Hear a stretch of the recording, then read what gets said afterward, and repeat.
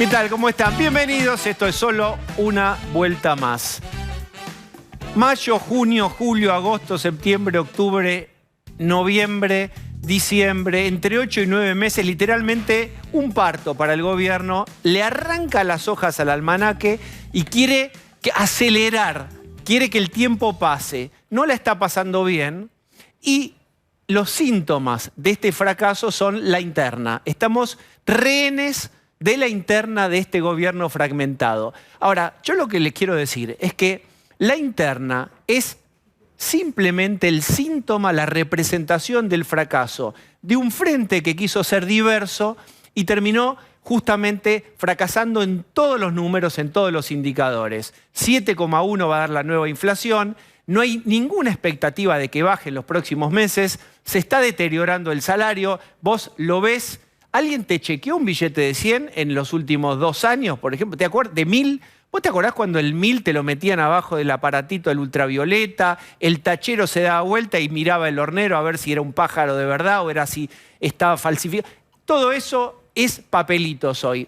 La inflación es galopante, esto es un fracaso. La interna es despiadada. Yo creo que desde el regreso a la democracia, salvo la implosión de la alianza de Fernando de la Rúa, cuando se va Chacho Álvarez, más el empujón del todo eso, digo, sacando eso, me parece que nunca hemos vivido una interna tan feroz como la que está viviendo este gobierno peronista, que es un síntoma, insisto, de fracaso. De lo más grande a lo más chiquito. Vean ustedes, desde aquel misil carta de Cristina cuando perdieron las elecciones intermedias, cuando amenazó con vaciarle el gabinete a Alberto Fernández, ¿recuerdan todo eso? Desde aquel momento, el desgaste permanente que le han hecho los golpes de Palacio al propio Alberto Fernández, a Guzmán, a Culfas, nunca había sido tan a la intemperie, tan a cielo abierto, una interna peronista. Y ahora quiero que vean cómo todo se va aberretando, la interna también. Vean en el contexto de este caso del asesinato del colectivero, la interna berreta, pero que representa en qué lugar está la conversación dentro del gobierno entre Aníbal Fernández y Bernie. Por favor. No me respondió ninguna, le capturé la pantalla, le mandé, le digo, che, te escribí 9 veces, si no tenés ganas de hablar, no hables, listo, haz lo que quieras. Ayer me entró un mensaje, perdón, si no te había visto, qué sé yo. Yo tampoco lo vi, porque lo había guardado, lo había archivado. Por ahí después veo que había un mensaje en el archivo, miro, ver a le respondí. ¿Para qué quiero un mensaje del que no te contesta? Estaba archivado. Me contestó, le contesté y me dice, estoy en TN. Eso, el último mensaje dice eso. Cuando salgo te llamo, se ve que todavía está ahí, o lo secuestraron ahí adentro la gente esta de TN, qué sé yo, que anda a saber qué hicieron. Bueno, hubo un tiempo muy lejano en que las declaraciones de Aníbal Fernández, para algunos, no para todos, eran simpáticas. Esto ya es trágico. Revelar el nivel de conversación y de chats archivados y de la cero comunicación entre un ministro nacional de seguridad y un ministro provincial de seguridad es la muestra cabal de que ni siquiera tienen una coordinación mínima delante de los muertos. Está muriendo gente y se están pasando la pelota. Esto mismo viene desde Rosario, que me mandás los gendarmes, que no me mandás los gendarmes, que ya te los mandé. Están literalmente burlándose de la sociedad y digo, en una necesidad básica como es simplemente poder salir a la calle, llevar a tus hijos, que tu hija vaya y venga y no tengas que acompañarlo a la parada de colectivo. Todo esto es lo que se está viviendo, los vecinos están indignados y la conversación entre dos ministros recontra importantes están en ese nivel. Parece, voy a decirlo, una joda y nos están tomando el pelo. Esto es lo que está ocurriendo. Mientras tanto y hábilmente creyendo que el mismo truco va a resultar, el mismo conejo sacado de la galera, que es la victimización, le va a funcionar. Bernie y el gobierno y Kicillof han dicho, esto no es un asesinato normal, fíjense que había un armamento como para caudales, les cruzaron el auto. Acá todo tiene que ver con todo. Esto está armado, nos quisieron tirar un muerto por la cabeza. Patricia Bullrich venía hablando de los asesinatos de colectiveros. Hay simplemente que unir las puntas, dijo Axel Kicillof. ¿Saben qué? El cachetazo es de la realidad. La realidad es, La mujer del policía que estaba arriba del colectivo desmintió categóricamente que este fuera un asalto sofisticado, con armas de guerra, con autos cruzados. Vean de qué manera, por favor. Se escaparon por una calle paralela. Es mentira que cruzaron un auto adelante del colectivo. Esta testigo y otros testigos también, con los cuales nuestra producción habló y por supuesto tienen mucho miedo de dar la cara porque tenés detrás al gobierno de la provincia de Buenos Aires que está buscando culpables o chivos expiatorios. Todos los testigos, los que hablaron y los que hablaron en off, dicen que es un disparate pensar en algo muy sofisticado y que fue un robo que termina en homicidio más de los tantos que ocurren en el Gran Buenos Aires. Insiste Bernie en culpar y además Kicillof en culpar a Patricia Bullrich. No está Macri, no hay apero Macri, pero hay apero Patricia. Se va a llevar la marca de aquí en más Patricia Bullrich. Cierro con esto, miren. Miren si será mala la situación, miren si será crítica, que generó una consecuencia inesperada. Finalmente el Frente de Todos va a tener una PASO. ¿Recuerdan que desde que Néstor asumió no hubo PASO, simplemente hubo dedo? Los Kirchner, la pyme familiar, elegía con un dedo a quién. La palabra providencial de uno de los Kirchner señalaba quién iba a ser el que conducía los destinos de la patria. ¿Es pingüino o es pingüina? La carta en mayo de 2018, Alberto Fernández candidato, 2019. Lo que quiero decirles es, eso se terminó. Vuelve la PASO al peronismo. Y ustedes me dirán, ¿es porque reflexionaron? ¿Es porque están democratizando? No, no. Es por la crisis. La PASO queda habilitada no por la resistencia de Alberto Fernández que dice yo quiero ir a la PASO. No es que es fuerte Alberto Fernández, es que es tan fuerte la crisis, el conflicto y el caos económico que obliga a Cristina, contra su voluntad, a correrse y no ser ella la que elige. ¿Por qué? Porque Cristina quiere salvarse de ser la electora prácticamente de un fracaso. Que sea la sociedad la que elige en las urnas quién de los peronistas fracasan. Todo puede pasar en Argentina, pero es probable que al gobierno no le vaya bien. En tal caso, Cristina se corre de esas consecuencias. Bienvenidos. Está Lucía Salinas, ¿cómo estás? ¿Qué tal? Buenas noches. Pablo de León. ¿Cómo te va? Jessica Bossi. ¿Qué tal? Osvaldo Bazán. Buenas noches. Yo planteé unos cuantos temas. Agarren del ovillo una punta y tire. Pablo de León. Bueno, año electoral. Uno se imagina que Juntos por el Cambio va a ir junto y que el Frente de Todos va a ir junto. Vos que estabas contando lo que está pasando hoy. Se tiran el ministro de Seguridad, Aníbal Fernández, vocero del presidente, contra Axel Kicillof, el hijo político de Cristina Fernández de Kirchner. Esto que desnuda que en un hecho tremendo como es el asesinato de un colectivero en las horas de la madrugada, donde la gente tiene pánico de viajar en un colectivo, donde no hay policía, que es un elemento más de la interna. Aníbal contra Bernie, Bernie contra Aníbal, Aníbal contra Kicillof y Carlos Bianco, el jefe de gabinete, en realidad no es el jefe de gabinete, es el vocero. Pero es la mano derecha de Kicillof directamente diciéndole, Aníbal, si vos tenés algún problema, presentate a las PASO como gobernador, con lo cual está diciendo, Aníbal, vos ya perdiste y sos casi el responsable de nuestra derrota en 2015. Vean lo que decía Bianco, para que ustedes vean el nivel de interna explícita, ¿eh? Si Aníbal Fernández conoce tanto la provincia que se presenta en las PASO para gobernador con Alberto de presidente.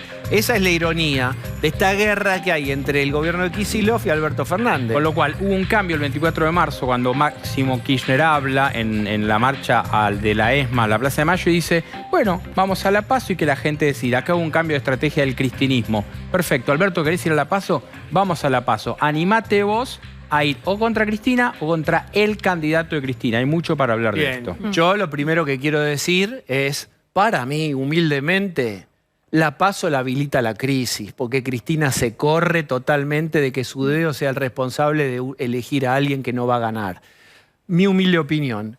Sí, y hay que ver qué es lo que va a pasar, porque la verdad es que no, si hubiera un candidato que mide 30 puntos, 40 puntos, no hay discusión. Acá lo que pasa es que a ninguno del oficialismo le va bien, pero Lo que veo, lo que noto hablando con dirigentes, quizás no un ministro, sino los que están un poquito más abajo, dirigentes, intendentes, quizás los que están más en los barrios, es que ven que efectivamente Cristina Kirchner trazó la estrategia de Kicillof y de Bernie, es decir, el gobernador estuvo 24 horas después del crimen sin hablar.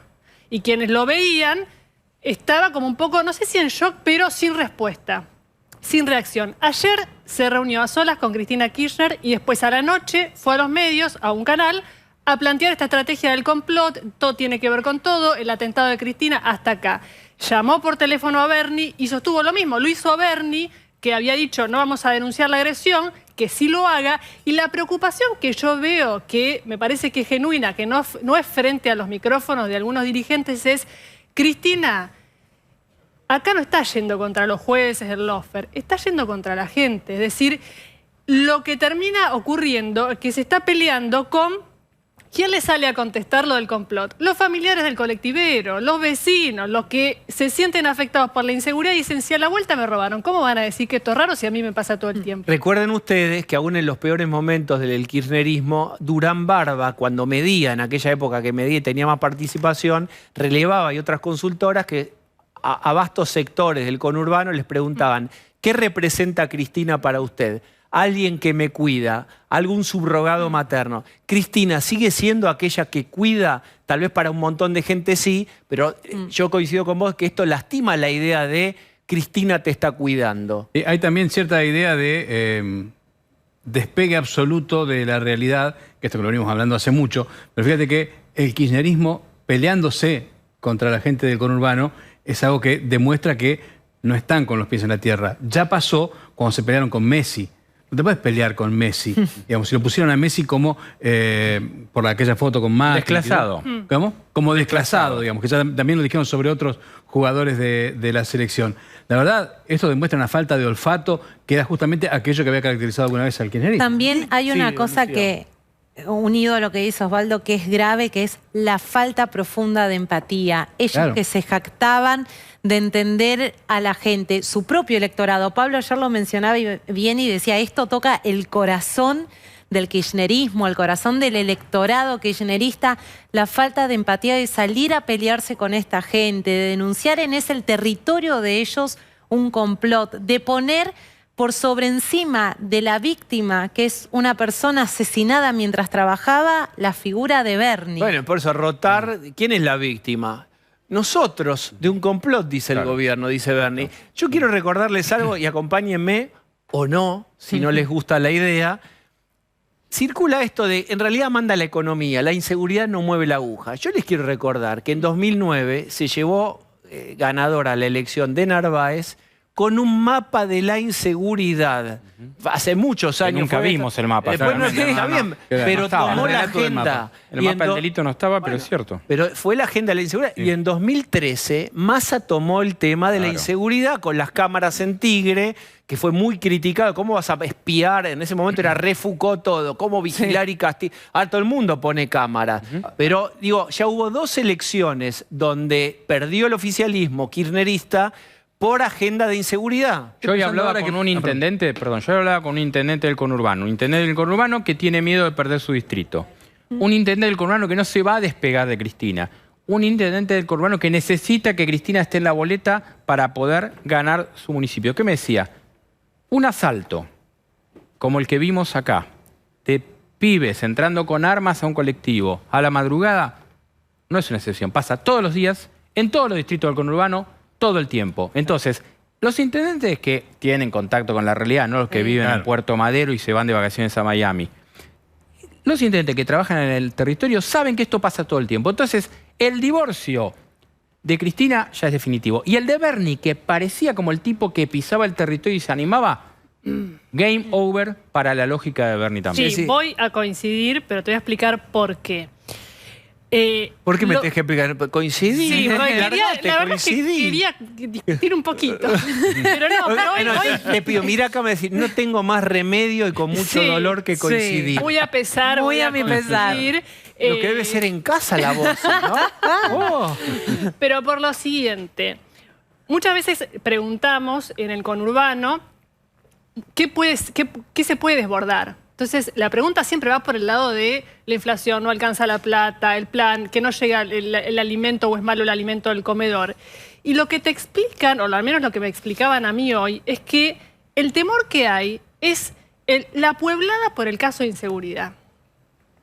Que esto ya ocurrió en Rosario, quiero recordar. Por eso. Entonces, esto es...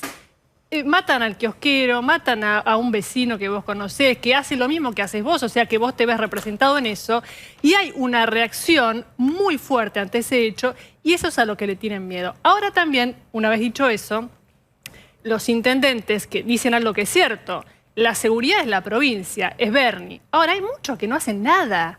Podés hacer un montón de cosas como intendente de prevención, desde la iluminación mejor, llevar luz a todos lados, desde cuadrillas. Hay algunos que tienen un sistema de WhatsApp con el monitoreo de cada cuadra, con el centro de monitoreo. Es decir, también hay como un dejar hacer que ahora, como la situación económica es horrible, una chispita con casos de inseguridad es un combo explosivo, pero sí hay un miedo porque el tema de la inseguridad les parece mucho más fuera de control. La guita es... plan platita. Pero el territorio lo entregaron todos ellos finalmente, porque si el intendente solo depende de la provincia o del ministro de Seguridad de la provincia para gestionar o garantizar seguridad en su territorio, hay algo de ese territorio, de esa jurisdicción que también han entregado. Mirá, pero yo les quiero preguntar a ustedes. Sí. ¿Qué cosas concretas se pueden hacer en un distrito, en una intendencia? Porque si no, parece que como no hay recursos, Argentina está en crisis, no tenemos para tanques. Nadie puede hacer nada. Digamos, Mirá, ¿qué cosas concretas, chiquitas que mejorarían? Yo te cuento, mira, ayer... Lo básico, iluminación es básico. Dale, bueno. Iluminación, cámaras, Iluminación, abertura de calles. cámaras, nada evita que la desgracia suceda, pero va bajando las probabilidades. Ayer, mientras nosotros hablaba Ritondo acá, me escribió un intendente, que no puedo decir su nombre, pero me escribió un intendente y me decía, nosotros acá hace 5 años que todos los colectivos locales tienen 4 cámaras que transmiten al centro de monitoreo, y que hay un par de municipios más que lo hacen. Bueno, esto es una excepción. Mostrábamos la foto de Mayra solidarizándose con Bernie. De fondo los patrulleros. Los patrulleros no los llevó Bernie, los patrulleros los compró el municipio.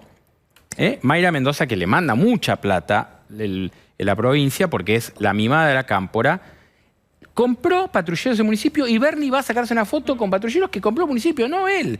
Eso es la cosa absurda de todo el esquema de seguridad de la provincia de Buenos Aires. A mí me parece que se quedó sin repertorio nuevo el kirchnerismo y cree que puede aplicar la batería discursiva que usó en temporadas anteriores a un momento social completamente diferente. Sí, pero que hay una frase que es bastante demagógica, pero parece que podría pintar el momento. Cuando vos decís, ¿por qué creen que el único problema es la inflación y no se dan cuenta del problema de la inseguridad? No tienen estos funcionarios problemas de inseguridad. Ellos no sufren esto. Ellos sí pueden ver el problema de la inflación, pero no pueden ver el problema de la inseguridad porque no les toca. Cierto, si vos andás en helicóptero no te toca. Cierto que si vos tenés seguridad en la puerta de tu casa no te toca el problema. Si andás en autos blindados y con custodia que te paga el Estado, no tenés el problema de la inseguridad. Entonces, es bastante probable que sea por eso que lo subestiman. Bueno, eso es una gran discusión, digamos. En algún momento, y cuando se planteó, qué demagogo, ¿por qué no mandan escuela pública? ¿Por qué no se atienden en hospital público? Y cuando uno dice eso es, pero estás en contra de la política. ¿Viste? Siempre hay una psicopatía en donde sos antipolítico. Coman la comida de su propio restaurante. Saboréenla y vean si les gusta o no. Lo que pasa no hay ningún ministro que tome un colectivo a las 4 de la mañana. No. Digo, No. Yo soy demagógico decirlo, pero la verdad es esa. Mirá, cuento una anécdota. Yo todas las noches me voy de acá del canal y subo a la autopista, que toda la gente lo verá porque ve las antenas acá del canal. Todas las noches me pasan 2 autos con la sirena a todo trapo, obviamente yendo a más de los 80 kilómetros de velocidad máxima y van a todo trapo con las luces prendidas. Me muero de ganas de saber quién es, pero está claro que es o un intendente que se vuelve a su casa o un funcionario nacional que se vuelve a su casa en la provincia de Buenos Aires. ¿Qué hacen? A todo trapo, con la sirena, a mayor velocidad. ¿Por qué? Porque no les importa. O en un helicóptero o desafiando todas las reglas por las calles. Lo que pasa es que en el menú de su propio restaurante lo que hay es la propia retórica. Y se agota decir esto es un complot, quisieron armaron, organizaron esto para perjudicar a Bernie y por ende perjudicar políticamente a esta gestión, a este gobierno en un año electoral. La realidad es mucho más cruenta, es mucho más llana. fueron unos pibes dispuestos a todo por nada y terminaron asesinando a una persona, y lo decía el fiscal de la unidad fiscal de homicidios esta semana. Este tipo de asesinatos llegan a la fiscalía de a 4 por semana, con lo cual la realidad se les impone. Pero a ver, yo ayer di unos números, digamos, dije, el Banco Mundial, ojalá que no acierte en su previsión, pero recalculó y dice que Argentina 2023 crece 0. ¿Qué creen que puede pasar en un país que crece 0 y que tiene 39 de pobreza, 45 en el Gran Buenos Aires y 54? Este es el gobierno del 54%. Este es el gobierno del 54% de pobreza infantil y adolescente. Es decir, está todo dado para que 2, 3 chorros se suban a un colectivo, manoteen lo que puedan y y le peguen un tiro a un colectivero y le arruinen la vida a una familia. Volviendo a lo que decías, me parece que es importante dejar de aceptar la psicopateada. Es cierto, pueden parecer frases demagógicas, pero son ciertas. Digo, son ciertas. No están sufriendo lo que está sufriendo la población. Y ese es parte grave del problema. Por como decía Lucía antes, la falta de empatía absoluta. Yo les recuerdo que ayer cantaban los colectiveros y sus familias que se vayan todos, lo cual es completamente indeseable porque además no se fueron todos. Se fue Chacho, se fue De la Rúa, se fue el radicalismo muchos años hasta que armó algo, Cambiemos con el PRO. El peronismo se quedó todo, los jueces se quedaron todos. Es decir, ojo con el que hubo una depuración. Lo que estamos viendo justamente es, ¿tendrá algún tipo de reacción para esto el gobierno? Porque no son las señoras... Voy a decir una cosa. ¿Vieron cuando el gobierno despectivamente dice las pelo de cocker son las que están en contra y que marchan? Acá no hay Barrio Norte. No.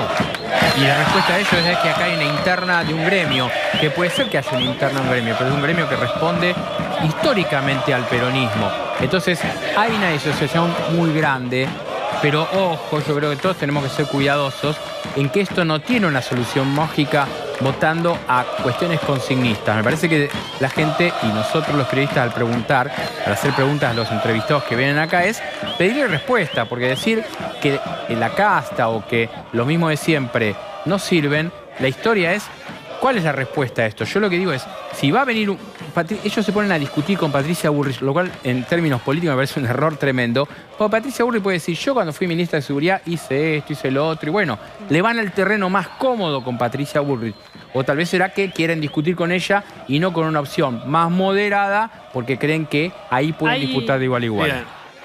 Bien, sí, Jessica. Para completar esto que decía Pablo, hay una encuesta de la Universidad de San Andrés que mide la satisfacción de la opinión pública y la mayoría, el 44%, dice que cuando va a votar a alguien quiere alguien que patee el tablero dentro de los candidatos y prefieren eso antes que alguien con experiencia, con lo cual me parece que se viene un juego, vos decías que hay que preguntarle a los candidatos y bueno, están picando en punta aquellos que dicen hay que romper con todo esto, pero no sé si es lo que va a terminar votando la gente. Ojo. Bueno, pero está en la conversación. Insisto, esas imágenes no son de Pueyrredón y Peña, no es Recoleta, no hay pelo de cocker, como despectivamente el gobierno dice, son colectiveros, laburantes, que ganan además un sueldo mediano para la Argentina empobrecida, que están pidiendo volver con vida a sus casas.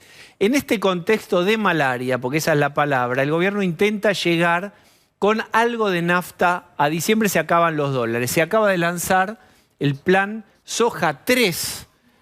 Está con nosotros María Castiglioni de la consultora CIT. ¿Cómo estás? ¿Qué tal? ¿Cómo andan? Bien, ¿qué pensás de este plan de 300? Te pago, dame tu sojita, tus dólares, te pagaré 300 en vez de 210, ¿no? Sí, 210, 220. Sí, bueno, esto no es nuevo, digamos. Como vos lo dijiste, es el Soja 3. Esta película ya la vimos. Y en parte el Soja 3 es necesario porque hubo un dólar soja 1 y dólar soja 2 que adelantó parte de lo que se iba a liquidar en estos meses para el año pasado, en septiembre sobre todo, que tuvo una fuerte reacción de parte de los exportadores y algo en menor medida en diciembre.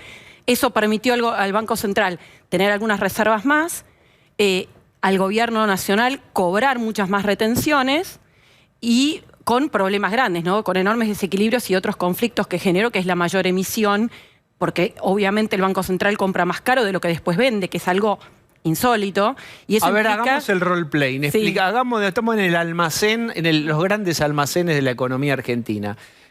Interactuemos. ¿Qué te doy? ¿Qué me das? Hagamos roleplay. Bueno, en este de ahora vamos a ponerlo en el de hoy. Sí. Yo soy el Banco Central y te digo, vendeme a 300. Soja. Vendé la soja, dale. Bien. Yo te si compro yo estoy 300. muy apretado, vendo. Si no... ¿Y cuánto cobrabas hasta hace poco? Y por 45 días vas a cobrar 300. Estabas cobrando 211. Bien. Y después de el día 46 vas a cobrar probablemente no 211 porque está devaluando al 6%. Yo te vendería lo que necesito para vivir. Exacto. O algún hueco que tengo que tapar y el resto me lo encanuto porque, a ver, por ahí me vas a ofrecer más plata en un tiempo. Bueno, acá hay dos cosas. Ya la expectativa de que en diciembre va a haber un nuevo gobierno, el 11 de diciembre, que algo va a pasar, no se sabe qué, pero la expectativa a medida que avanzan los meses va a ser cada vez mayor, de esperar y no usar vender con este cepo, pero también la necesidad de llegar hasta ese momento financieramente, ¿no? Si tenés que pagar gastos, etcétera. Entonces hay una ventana de 45 días y vas haciendo los cálculos, entonces obviamente vas a vender más de lo que hubieras vendido a 211, pero el Banco Central, por otro lado, después va a los importadores que quieren importar y les entrega y recibe 211. O sea que es una operación que cualquiera que está en el sector privado, cualquier persona, no la haría. Bien, ¿y cómo suple esos 100 y pico de mangos que hay de diferencia? Bueno, en parte lo que genera esto es que el Banco Central tiene una pérdida contable y el gobierno le entrega un bono, como hizo con el dólar soja 1 y el dólar soja 2, para compensarlo patrimonialmente. Pero en realidad, bueno, es algo más bien contable. Y por otro lado, como decíamos recién, tenés que emitir. Imagínate que todos esos dólares que logra captar ahora, que no se sabe bien qué número va a ser, hay distintas versiones, ¿no? De hecho, la Comisión de Enlace ahora está sacando un comunicado rechazando esta medida. O sea que no está claro cuánto, porque además tenemos mucha menor cosecha, ya hay menos stock porque hubo dólar soja 1 y dólar soja 2, más lo que la gente quiere guardar, porque hoy, no habiendo forma de protegerte contra la inflación, ¿qué hacen los productores? Lo guardan el producto. Entonces, todo lo que se logre liquidar, suponete que todos esos dólares que el Banco Central compra, los venda todos. Bueno, por la diferencia que serán 90 pesos por dólar o 89, por todo eso va a emitir más pesos, porque en realidad coloca pesos al exportador que vendió la soja, pero luego el importador va a ir con pesos, pero menos pesos, para comprar esos mismos dólares. ¿Y esa emisión cuándo la vamos a sentir? O sea, ¿cuándo vamos a pagar con inflación ese dólar soja 3? Yo creo que la reacción es mucho más rápida cada vez, porque la dinámica que está teniendo la inflación hace eso. De hecho, como ya pasó el dólar soja 1 y el dólar soja 2, todos sabemos que esto es inflacionario. Entonces, no colabora tampoco en las expectativas, ¿no? En definitiva es eso. Y si el Banco Central dice, bueno, necesito acumular reservas, entonces no puedo entregar todos esos dólares. Voy a seguir restringiendo importaciones, pero voy a acumular reservas para aguantar luego. Entonces, la emisión es mucho mayor, porque no está absorbiendo pesos de importadores. Pero hago una cosa, saco un aspirado, paso la aspiradora con LELIQ. Exacto. Y inflo la pelota de deuda en pesos también, para esterilizar los pesos, para bajar la inflación. Claro. Eso es lo que pasó el año pasado también, en buena medida. O sea, fue un mix de más inflación y mucha más LELIQ. De hecho, la masa de LELIQ creció al 140% el año pasado y este año va a terminar pasando lo mismo. Para evitar eso, de que toda esta movida se traslade a la inflación, ¿cuál puede ser la solución? Por ejemplo, sacar las retenciones directamente, decir, bueno, sincero, me la banco, va contra mi discurso progre y saco las retenciones. En realidad, hoy es muy difícil, porque el problema de la inflación hoy, que es lo que dije recién, el problema de emitir pesos. Si vos comprás esas reservas, estás emitiendo pesos, digamos. Entonces, el problema es que hoy hay muchos más pesos de lo que la gente quiere. Más pesos dando vueltas y más pesos retenidos a corto plazo en el Banco Central. Entonces, la única manera de corregir esto, obviamente, es un plan integral, ya lo hemos hablado otra vez en otra oportunidad, pero sobre todo que el gobierno sea el que sea factor de corrección de expectativas. ¿Qué quiere decir esto? Que el gobierno tiene que dejar de gastar más de lo que le ingresa. Y lamentablemente, este año, en estos meses que arrancó el año, empezó a aumentar el déficit fiscal. Lejos de achicarse, aumentó. Eso es lo que también generó todo este ruido financiero. Porque dice, la verdad, vos tenés que hacer un ajuste fiscal. Sabemos que hay un exceso de pesos. No querés que el Banco Central financie, pero tenés más déficit. ¿Cómo cierras la cuenta? El tema ahí es cómo lo hace un gobierno que ha perdido todo tipo de credibilidad frente a los mercados también. y frente al propio Fondo Monetario Internacional, que le ha llamado la atención en distintas oportunidades. Bueno, es muy difícil, por eso no lo vemos muy probable, te diría. Y además no tiene incentivos. Si vos sos ahora, vamos a jugar el juego de los sombreros. Acá va el sombrero. ¿Te querés jugar? Dale. Ahí va, el sombrero peronista. Es el juego del sombrero peronista. Si tuviéramos la marcha peronista, te la hago completa, con papa, rejilla y todo. Pensá ahora en términos de incentivos con el sombrero peronista. ¿Qué harías? No pienses como María ahora, como el incentivo ahora, y me parece que siempre fue también el kirchnerismo en particular, que es el que ha gobernado en los últimos 16 de los últimos 20 años, van a ser, es el corto plazo, el manejo del corto plazo. Es decir, para el gobierno devaluar, o sea, hay una devaluación todos los días, no es que no devalúa, pero a un ritmo del 6%, 7% por mes ahora del tipo de cambio oficial. Pegar un salto en el tipo de cambio, acomodar el tipo de cambio, es algo que no quiere hacer, que lo considera como lo peor que le puede pasar, porque esto es el sinónimo de crisis, de descontrol. Entonces, ¿qué quiere hacer? Lograr llegar con la cantidad de reservas, porque si no tenés reservas no podés sostener este esquema, hasta primero las PASO, ese es el horizonte. Entonces, lo que está haciendo Massa tiene que ver con eso. ¿Cómo consigo dólares para ir tirando?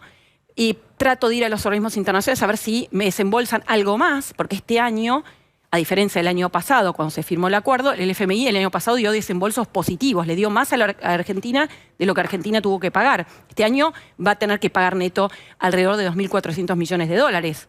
Entonces, en ese panorama es muy difícil llegar. ¿Qué consecuencias económicas podría tener si, como se prevé, en las PASO al gobierno le va muy mal? ¿Qué pasaría entre las PASO y las elecciones?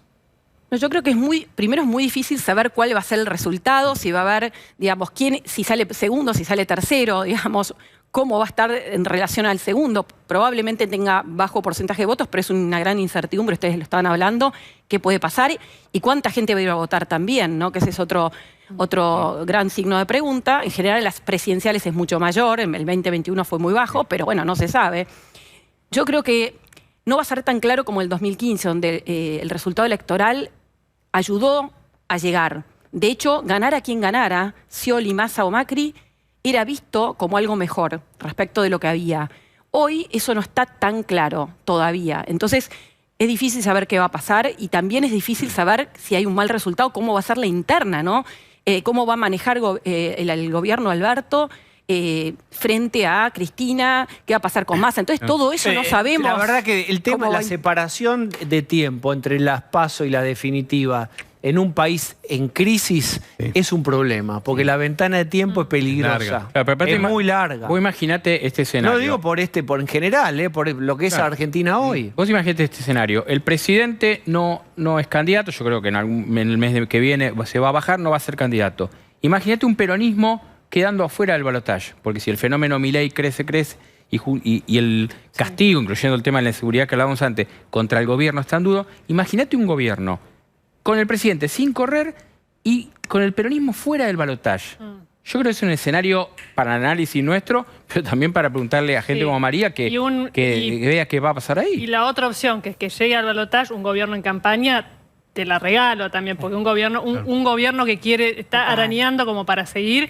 O sea, cualquier escenario creo que es complicado y ya a esta altura, con todas las convocatorias hechas, no hay tiempo para cambiar nada de lo electoral. María, escenarios, vivimos de hacer escenarios, muchos se cumplen, muchos no se cumplen, pero es fascinante como deporte, hacer futurología. Vamos a algo tangible. La inflación de la medidora de la ciudad a 7,1. 7,1. Nuestra estimación fue el 7% para el Gran Buenos Aires, muy en línea. Y cuando uno ve la apertura, en general hay coincidencia, ¿no? Más allá de que todo está aumentando muy rápido, lamentablemente está liderando los últimos meses en los alimentos y bebidas. O sea que la canasta básica, los productos que consume más esenciales, la gente que menos recursos tiene, están aumentando todavía más rápido y eso es un tema muy complicado, ¿no? ¿Cuán fiel es el indicador de la ciudad con respecto a la del INDEC? ¿En general tienen diferencia?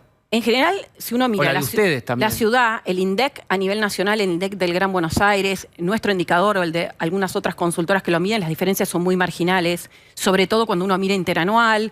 Puede pasar que en algún mes, según la frecuencia de medición, tal vez capte alguna suba un mes antes o un mes después, porque se promedia, ¿no?, semanalmente lo que va arrojando, pero todos más o menos están marcando. O sea, lo mismo. vamos a tener algo un poco menos, un poco más de 7. Nuestro Exacto. nuevo número es alrededor de 7. Sí.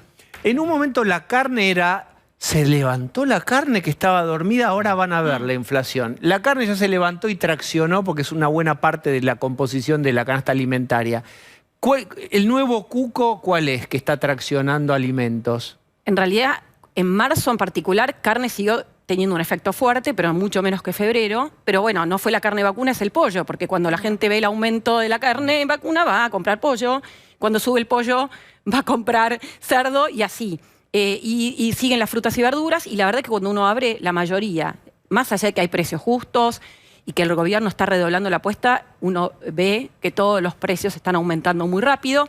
Y sobre todo, el problema que ya hemos hablado antes también es que la dispersión de precios es mayor porque Precios Justos está en los grandes centros de compra y no en los almacenes, donde también hay algunos relevamientos que hacen algunas entidades de almacenes en el Gran Buenos Aires, donde marca justamente que el aumento de los precios de alimentos en esos sectores, el nivel es más alto y el ritmo de aumento es mayor todavía. ¿Y las tarifas? Porque todavía muchas siguen bastante pisadas. Claro, bueno, ahora en marzo hubo un efecto de gas, que no es muy fuerte ahora, justo porque todavía estamos en verano, y de agua. En abril empieza fuerte el aumento de luz, que no va a ser parejo para todos. Hay un sector pequeño, que no tan pequeño, pero de la población que tiene. ¿Y eso cómo se va a medir? ¿En el INDEC cómo lo va a medir? Bueno, tenés que verlo como un promedio ponderado de tarifas, con lo cual nadie se siente representado, porque obviamente es una categoría promedio. Y hoy es mucho más complejo porque tenés 21 categorías de residenciales, con lo cual ya es difícil asignar las categorías a los usuarios, cobrarlo y medirlo, ¿no? Porque tiene que ver con el consumo de cada uno. Déjame volver a la velocidad de ajuste de los precios. ¿Es semanal? ¿Es quincenal? ¿Es mensual? ¿Qué hay que mirar ahí? ¿Qué reloj de qué velocidad mirarías? Bueno, cada vez está siendo más frecuente el cambio de los precios, ¿no? Y ese es el problema más grande también. Y entonces encontrás dispersión de precios porque alguno todavía no remarcó cuando llegó, digamos, la recompra, ¿no?, de la reposición del producto, pero es cada vez más frecuente y eso uno lo puede ver. Tal vez es más fácil relevarlo los productos frescos que uno va reponiendo permanentemente. Dame un ejemplo, no sé.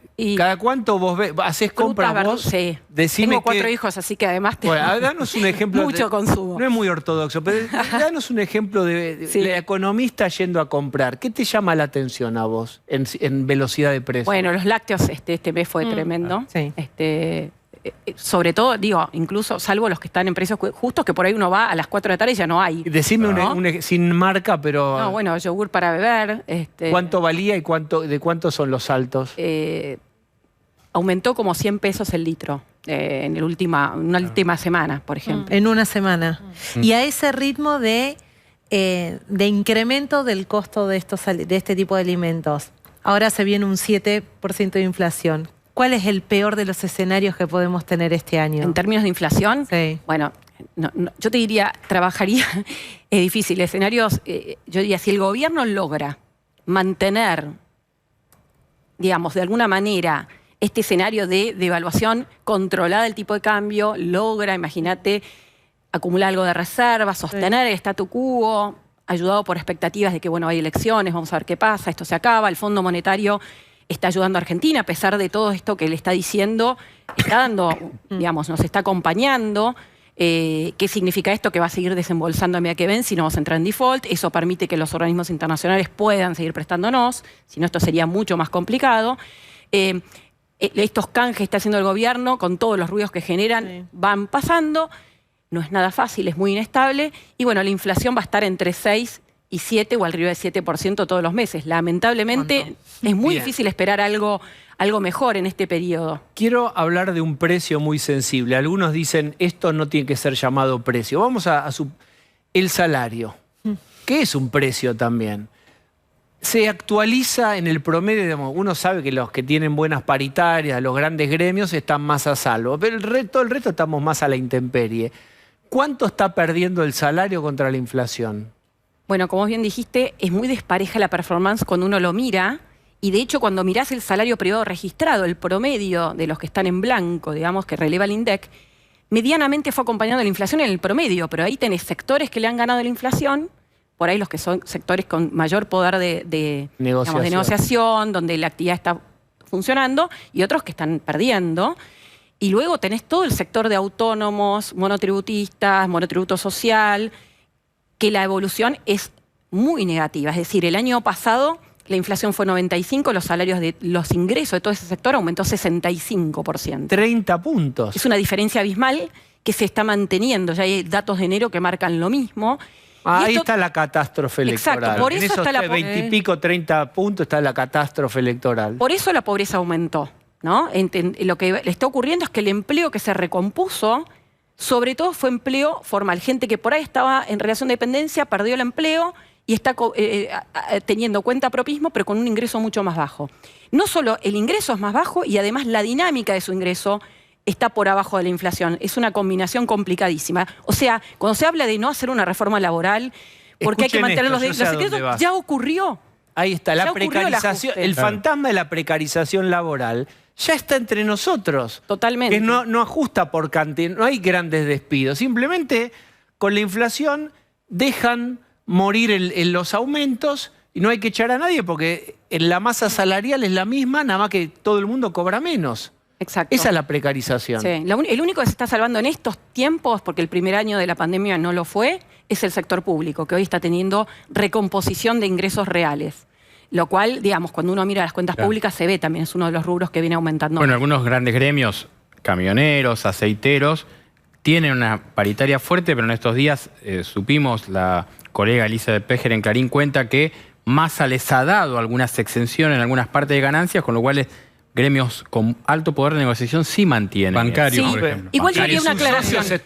El gobierno hace alianzas estratégicas y va beneficiando a grandes gremios, al sector público, por ejemplo.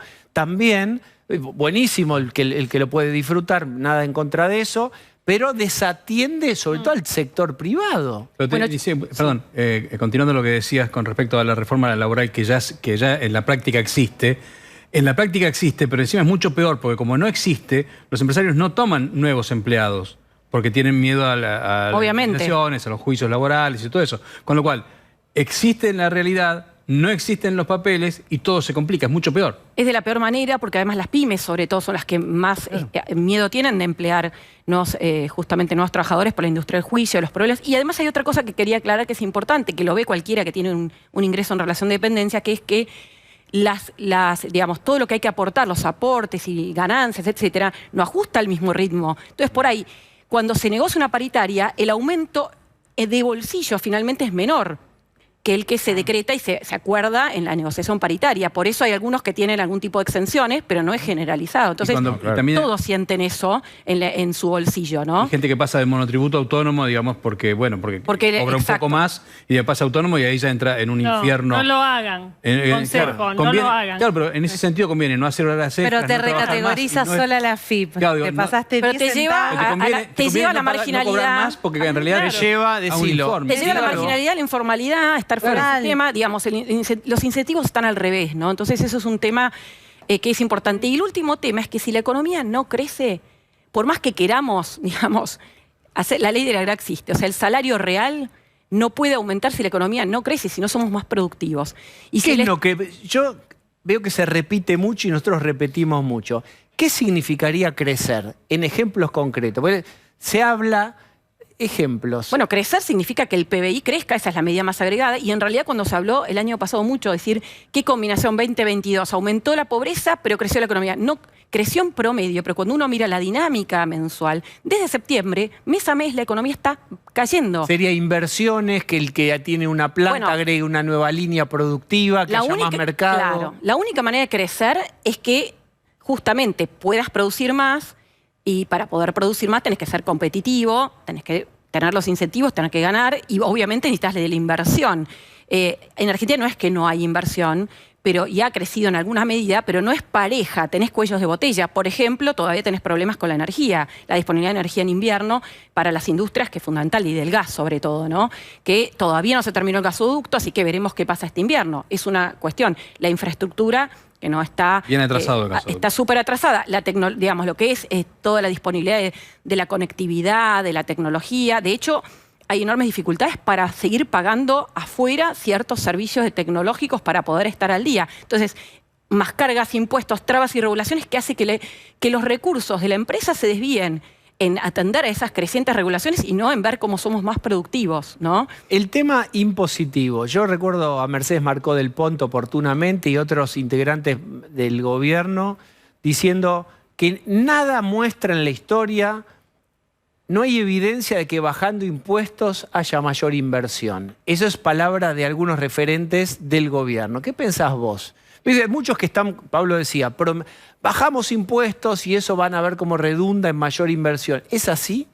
Bueno, hay un montón de ejemplos. También no es un concepto en el aire, digamos. No es que necesariamente un país tenga un gasto público chico y bajos impuestos. Hay distintos modelos. En Argentina hoy el gasto público está arriba del 40% del PBI, o sea, casi la mitad de lo que se genera todos los años lo gasta el gobierno, ¿no? Entonces la pregunta es cómo lo gasta, si realmente provee bienes, servicios, infraestructura, salud, seguridad, educación de calidad para que entonces el sector privado diga, bueno, pago muchos impuestos, pero me concentro en otras cosas, no tengo que, digamos, generar todos estos productos, por un lado.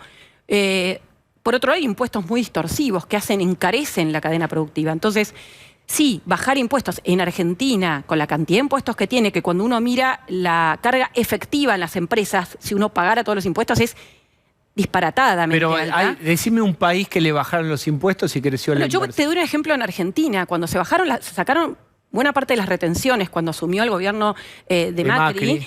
Y se redujeron algunas retenciones en otros sectores, la cosecha aumentó muchísimo. Uno mira los indicadores de, por ejemplo, compra de maquinaria agrícola, de exportaciones, de elaboración de aceites, y hubo una reacción muy fuerte, muy rápida, digamos, y eso, digamos, lo podemos verificar empíricamente. Para darte un ejemplo, digamos, de un sector relevante y que hoy estamos discutiendo, de hecho, ¿no? Muy bien. Señores, aprovechen, hay una última pregunta para María Castiglioni. Ay. ¿Podemos esperar desabastecimiento de productos? Bueno, hay un poco ya de eso. Y la verdad es que cuando uno mira el panorama para los próximos meses de una caída de las exportaciones, a pesar de este dólar soja, que es adelantar de vuelta algunas exportaciones, la verdad es que no va a haber producto para exportar suficiente. Va a haber alrededor de 20.000 millones de dólares menos de exportaciones que el año pasado.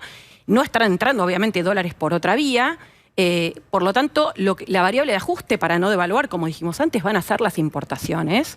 Se va a importar lo que se pueda, los dólares que alcancen. Eso obviamente va a implicar faltantes, como ha pasado en meses anteriores, y de hecho cuando uno habla con distintos sectores tienen trabas en la producción que genera además incertidumbre, no sabes cuándo vas a tener. Por ahí es una parte chiquita de tu producción que es importada, pero te la trabó y no podés producir, con lo cual eso genera después faltantes de distintos productos, como pasa en algunos sectores. A veces se corrige porque se evidencia ese faltante, como pasó con los neumáticos, pero de vuelta lo volvés a tener. Digamos, es un ciclo que lamentablemente no tiene perspectivas de cambio en el corto plazo. Bueno, María, muchísimas gracias por haber venido hoy. No, de nada. Vamos a hacer optimistamente una tanda. Vamos. Ajá.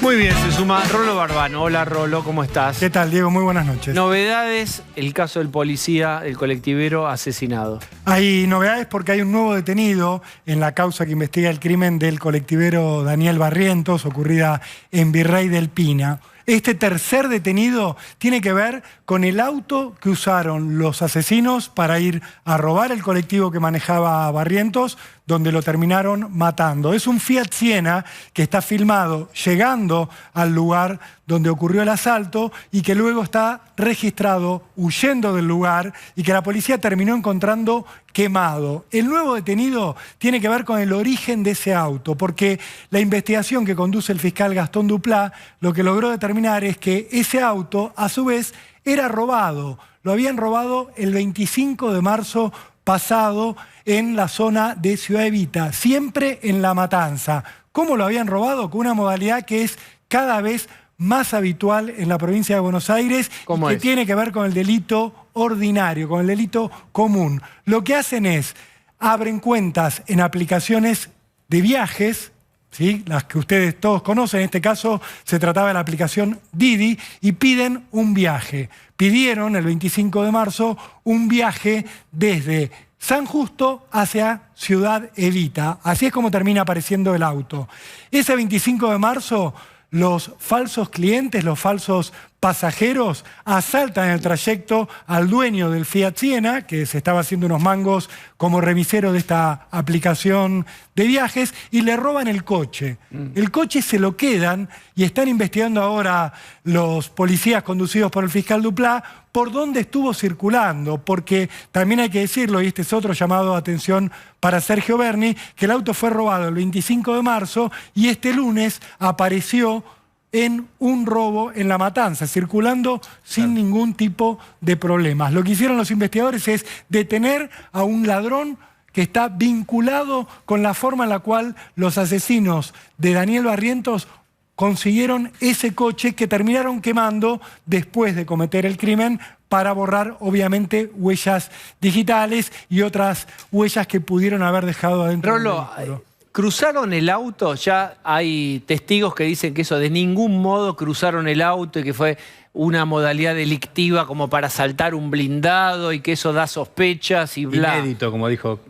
Inédito, como dijo. Algo inédito, claro, dijo Kicillof. Lo que planteó Sergio Berni y que luego ratificó Axel Kicillof es que el robo era muy raro, que a ellos les daba que la logística que se había producido alrededor del asalto al colectivero era más para robar un camión blindado que para robar un colectivo en la madrugada de Virrey del Pino.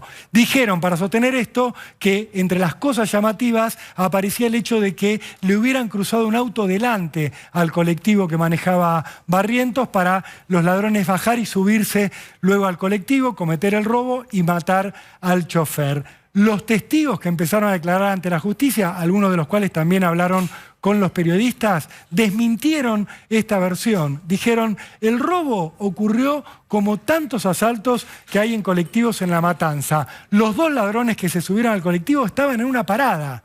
Esperaron el colectivo, lo pararon, se subieron.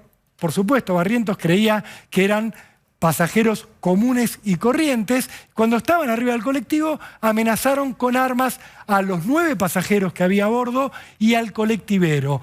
Los que contaron los testigos es que estaban muy sacados los ladrones, que parecían drogados, que estaban exaltados, que uno de ellos incluso parecía tener un nerviosismo tal que ni siquiera sabía cómo manejar el arma. Robaron celulares, le quisieron robar el celular al chofer, se lo sacaron a una pasajera que estaba junto a su hijita discapacitada sentada entre los pasajeros, y en ese trance del robo fue que se produjo el disparo hacia el chofer. La hipótesis que tienen los testigos, la sensación que les dio es se les escapó el tiro o estaban tan nerviosos que estaban, ni siquiera se dieron técnicamente cuenta de estaban re locos arriba del colectivo, probablemente drogado, dado vuelta. Y no parecía un gran manejo profesional de la situación. No, de ninguna manera. Y cuando les preguntaron sobre el auto, dijeron, no hubo ningún auto cruzado delante del colectivo. Lo que sí había... ¿De dónde salió esa versión de que la policía? un auto? De la policía, después la contó Berni y después la contó Axel Kicillof, la repitió anoche en C5N. La realidad es que lo que dicen los testigos es, sí vimos un auto, pero era un auto que estaba esperando a los ladrones a varios metros. Un testigo que estaba entre las víctimas del robo dice, yo llegué a ver el auto porque los ladrones salieron corriendo hacia el coche, el policía de la ciudad que viajaba en el colectivo salió a correrlos, les disparó, hubo un tiroteo en la calle y vimos cómo se subían al auto y escapaban. Pero el auto no fue parte del robo, sino del escape. Por eso los investigadores, y con esto te cierro lo que tiene que ver con la investigación judicial de este caso, están buscando a un tercer ladrón. Además de este que detuvieron por el robo del auto, están buscando a quien manejaba ese coche, quien estaba, si se quiere, como chofer de los ladrones esperándolo. Todavía no llegaron hasta él, hasta el momento hay 2 detenidos por el robo, pero hay una particularidad. Si bien los testigos los identifican a estos 2 detenidos, a Axel Barone y a Gabriel Barone, ninguno los señala como el que disparó contra el chofer. Dicen, para mí es uno de los ladrones. Bien. Y lo dicen en relación a los 2, uno de los que estaba apuntando a los pasajeros. como sea, Diego, nada sale de lo que es el ámbito de un robo. Bien, común entonces y corriente. ustedes tienen un asesinado y un agredido. La primera posición era que el asesinado fue les tiraron un muerto, algo rarísimo, había dicho el gobierno, Bernie Kicillof. Ya los testigos desestiman y dicen lo más doloroso. Es un caso más de inseguridad que se llevó otra vida más. Este es el primer eje. Y después el agredido, que es Bernie, que también había dicho, acá hay algo raro, Patricia Bullrich, me mandaron... ¿Qué dijo el fiscal de eso? Bueno, el fiscal Carlos Rolero Santorián, que es el que investiga todos los hechos de violencia que ocurrieron alrededor de la agresión a Sergio Berni, hoy hizo declaraciones temprano a la mañana y puso sobre el expediente 2 planteos centrales. El primero de ellos es que no hay elementos para determinar que hubo una organización previa para agredir a Sergio Berni. Lo segundo que dijo el fiscal... Vamos a resumir. Hasta acá, no se sabe más adelante, pero hasta acá, y mientras Bernie dice ya tiene armado una teoría acerca de lo que pasó, la justicia dice no vemos No un hay plan, elementos, no hay elementos. Y lo segundo que plantea es cuando él analiza toda esa situación de violencia en la que tiene a 20 personas imputadas, lo que sostiene es que esas personas actuaron en función de una situación determinada y que en ese contexto se produce la agresión, pero que no hubo ninguna planificación previa. El fiscal se comunica con Sergio Berni, porque en esta situación Sergio Berni tiene que declarar como testigo en este expediente. Sergio Berni le dijo que no podía ir a la fiscalía, que estaba ocupado, pero le anticipó un cambio de estrategia. Hasta ayer a la noche, Sergio Berni había dicho que él no iba a impulsar la acción penal, es decir, que él no iba a pedir nada en el expediente. Ese fue el motivo por el cual el ministro de Justicia de la provincia de Buenos Aires, Julio Alac, dijo, entonces yo voy a denunciar esta situación porque Berni no va a hacer nada. Hoy Berni le dijo al fiscal, sí, quiero que se investigue hasta las últimas consecuencias, quiero que se investigue todo, quiero que busquen a los responsables. Cambió su estrategia en medio de la interna política, pero con este dato, el fiscal hasta ahora lo que dice, no hay nada que indique que acá hubo una organización previa. ¿Para qué le sirve, te parece a vos, Jessica, sostener que va a denunciar a Berni y al gobierno la investigación? No, esto es una orden de Cristina Kirchner de decir hay que sostener a Berni en un momento muy crítico para la seguridad en la provincia de Buenos Aires, cuando ella antes lo cuestionaba y ella siente que es parte del universo de siempre hay un complot, en definitiva, en contra de ella. Yo me pregunto y les pregunto, ¿de verdad lo cree o es una estrategia discursiva? Un poco de las dos cosas, digamos, porque ¿sabés qué? Actúa en consecuencia, no es que lo piensa, lo dice en un discurso, sino que en las causas judiciales, que muchas veces son malas estrategias las que toma por ir por una vía y algunos abogados dicen que las estrategias defensivas son equivocadas. Bien, acompáñenme, vamos a hablar con alguien que además sacó un montón de votos en las intermedias en la provincia de Buenos Aires y es Facundo Manes. Facundo Manes, ¿cómo estás? Bien, muy bien. ¿Qué te pareció esta reacción de Kicillof y Berni acusando o señalando un posible accionar de infiltrados vía Patricia Bullrich, etcétera, en la agresión? Primero sospechas sobre el asesinato, algo raro dijeron, y después sobre los golpes que recibió el ministro de Seguridad. Poco serio. Me parece que no se hacen responsables del desastre que hicieron en los últimos 20 años su espacio político, el de Berni, el de Kicillof, gobernó, el de Cristina Kirchner gobernó 16 años. Y es un país que involuciona.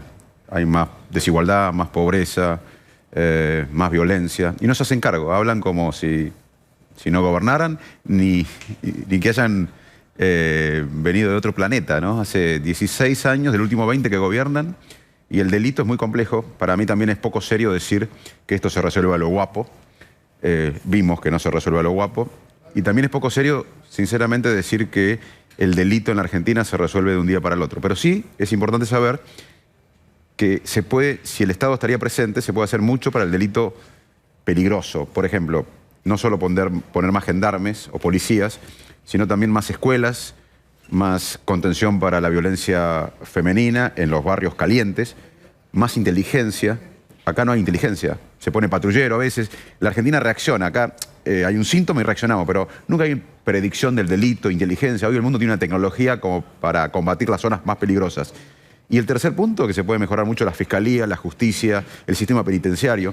Esos 3 puntos se pueden aplicar para el delito peligroso inmediatamente. Pero el delito en la Argentina, y sobre todo en los lugares más peligrosos, es un problema que va a requerir tiempo porque es un cambio de cultura, de educación, de esperanza, de trabajo. Y otro tema que quiero cerrar es el delito juvenil.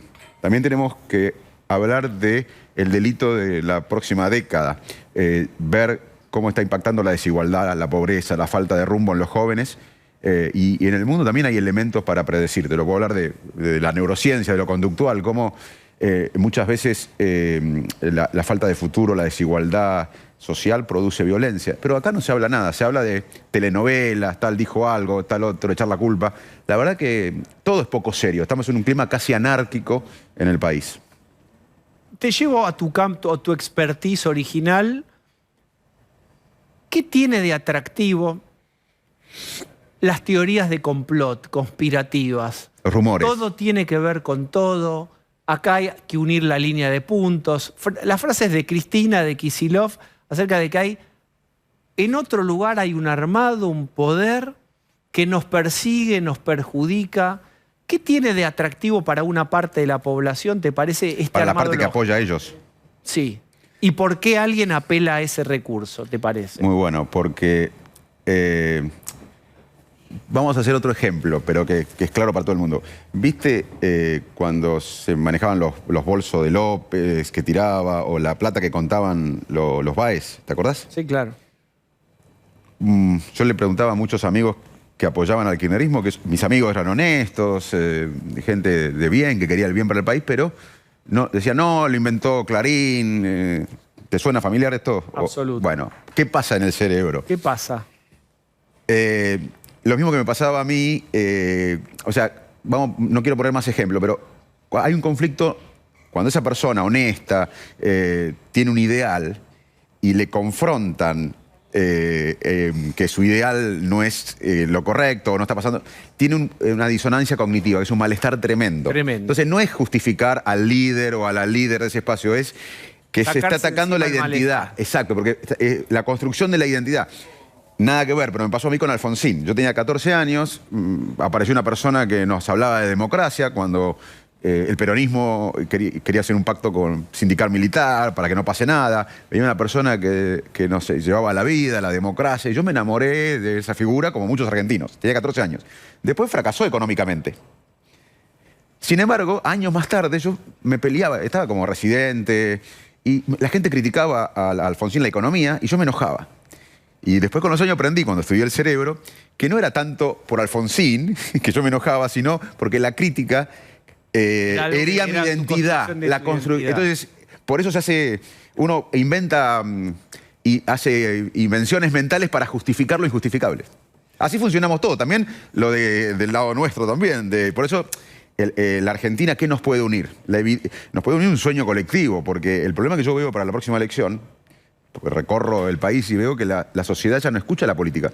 La sociedad dijo, los políticos y la dirigencia no me dio bienestar, me dio involución. Ya no quiero escucharlos más.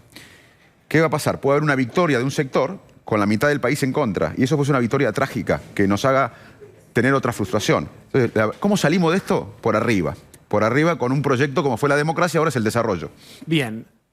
Mencionaba Jessica Bossi hace un rato un estudio de la Universidad de Itela, o San Andrés, ella te va a aclarar, no me acuerdo, de San Andrés, que dice que casi 9 de cada 10 personas están dispuestas a votar a alguien que patee el tablero. No.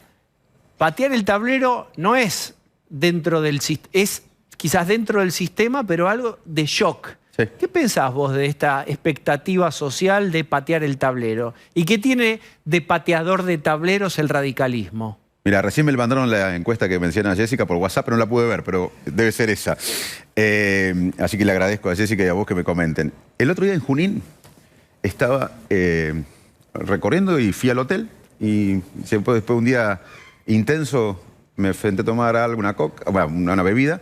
Una bebida cola. Una bebida cola, perdón, que dije la marca. Y vino el chico que atendía y muy simpático, empezamos a charlar. Y me dice, mira, Facundo, yo voy a votar a alguien que rompa todo. Pero pará, que esto puede ser otra frustración. Yo le explicaba y me dice... Te dijo Milei. No, me dijo alguien, no me nombró, me dice, yo quiero algo que le haga, que castigue el sistema y me voy a Italia. O sea, vos fíjate la situación para alguien como yo que trata de poner la energía, como mucho, no soy el único, pero mucho que dice, Argentina tiene cura. Yo creo que Argentina tiene cura, la enfermedad argentina tiene cura, el subdesarrollo argentino tiene cura. Pero vos vas con una persona que quiere castigar al sistema, que en parte tiene razón, pero además que se va. Yo estoy viendo con mucha preocupación, y te lo dice alguien que viene del radicalismo, la democracia en Argentina. ¿Por qué? Porque los chicos de clase media, media alta, se están yendo o se quieren ir a Argentina. Y los chicos de sectores más vulnerables se van del sistema. Un sistema que no le dio nada. Solamente desigualdad y falta de esperanza. Yo te diría que al revés de Alfonsín, que decía, con la democracia se come, se cura y se educa, que no lo logramos, sin desarrollo, sin prosperidad, va a peligrar la democracia. Así que yo coincido con esa encuesta, porque me pasa en el diálogo con la gente. No lo había en la encuesta, pero es cierto, pasa esto. La gente va a haber una gran sorpresa. Yo creo que nuestra coalición, si no salimos del internismo y le empezamos a hablar a los jóvenes, a las clases populares, lo que hicimos en el 21 nosotros, podemos llegar a perder la elección. ¿Vos serías vice, esto se menciona, de Horacio Rodríguez Larreta? Mirá, yo entiendo a la gente que lanza campañas, que lanza candidaturas, lo entiendo, te digo la verdad, lo entiendo, pero hablar de eso es una falta de respeto para la sociedad. La sociedad está en otra cosa. Vos sabés, acá, déjame para decirte con sinceridad, yo ahí no coincido, porque me parece que los nombres definen personalidad y políticas también. Me parece que el nombre no es solo un nombre, es una historia, es declaraciones, es intenciones, miradas. Digamos, ¿qué emoción nube de emociones, qué emoción te refiere Larreta Manes, fórmula? Imagínate un cartel grande en la Lugones, estoy inventando, Horacio Rodríguez Larreta, Facundo Manes. ¿Qué te da? Mirá, no racionalices. Yo voy a estar dispuesto a discutir una eventual candidatura mía a lo que sea cuando previamente discuta ideas, un acuerdo programático y consenso, porque yo no quiero ser parte de una nueva frustración. En la Argentina, ¿qué fue Cambiemos? Fue una alianza antikirchnerista, y así nos fue. ¿Qué fue el Frente de Todos? Una alianza anticambiemos, y así nos va. Yo creo que ahora hay que discutir algo que la sociedad quiere, que es qué idea de país tenemos. Yo creo que acá tenemos que hacer un plan de estabilización macroeconómico que requiere consenso, porque puede fallar el primer intento, y además un plan de desarrollo. Me voy a poner las ideas y las propuestas y los consensos primero, antes de una eventual candidatura mía a lo que sea. Bien. Va a aparecer Pablo de León. ¿Cómo estás, Facundo? Buenas noches. Gracias, Pablo. ¿Cómo andás? En este mismo programa, en esa misma silla, vos fuiste muy duro hace un tiempo con Mauricio Macri. Y tiempo después tuviste una reunión con él, un mano a mano. Obviamente hay cosas que no nos vas a contar. Pero, ¿qué pasó para que te acerques a alguien con quien tenés tantas diferencias? ¿Y qué opinás de este gesto político que hizo de correrse con tanta anticipación de la carrera presidencial? Te agradezco, Pablo, que me recuerdes, porque al otro día de mis declaraciones yo vine acá. Y, y bueno, fue un día intenso y vos me agradeciste. Che, Facundo, menos mal que viniste, porque a pesar de todas las críticas que yo recibí, yo no lo critiqué, yo no critico personas. Fíjate, lo que pasa es que sacó del contexto lo que yo dije, que lo ratifico, pero... No, vos hablaste... No, pero pará, déjame que... Porque si no, el periodista me pregunta, o me dice... Bueno, pero Mauricio Macri piensa que los radicales son populistas light. Y yo dije, textual,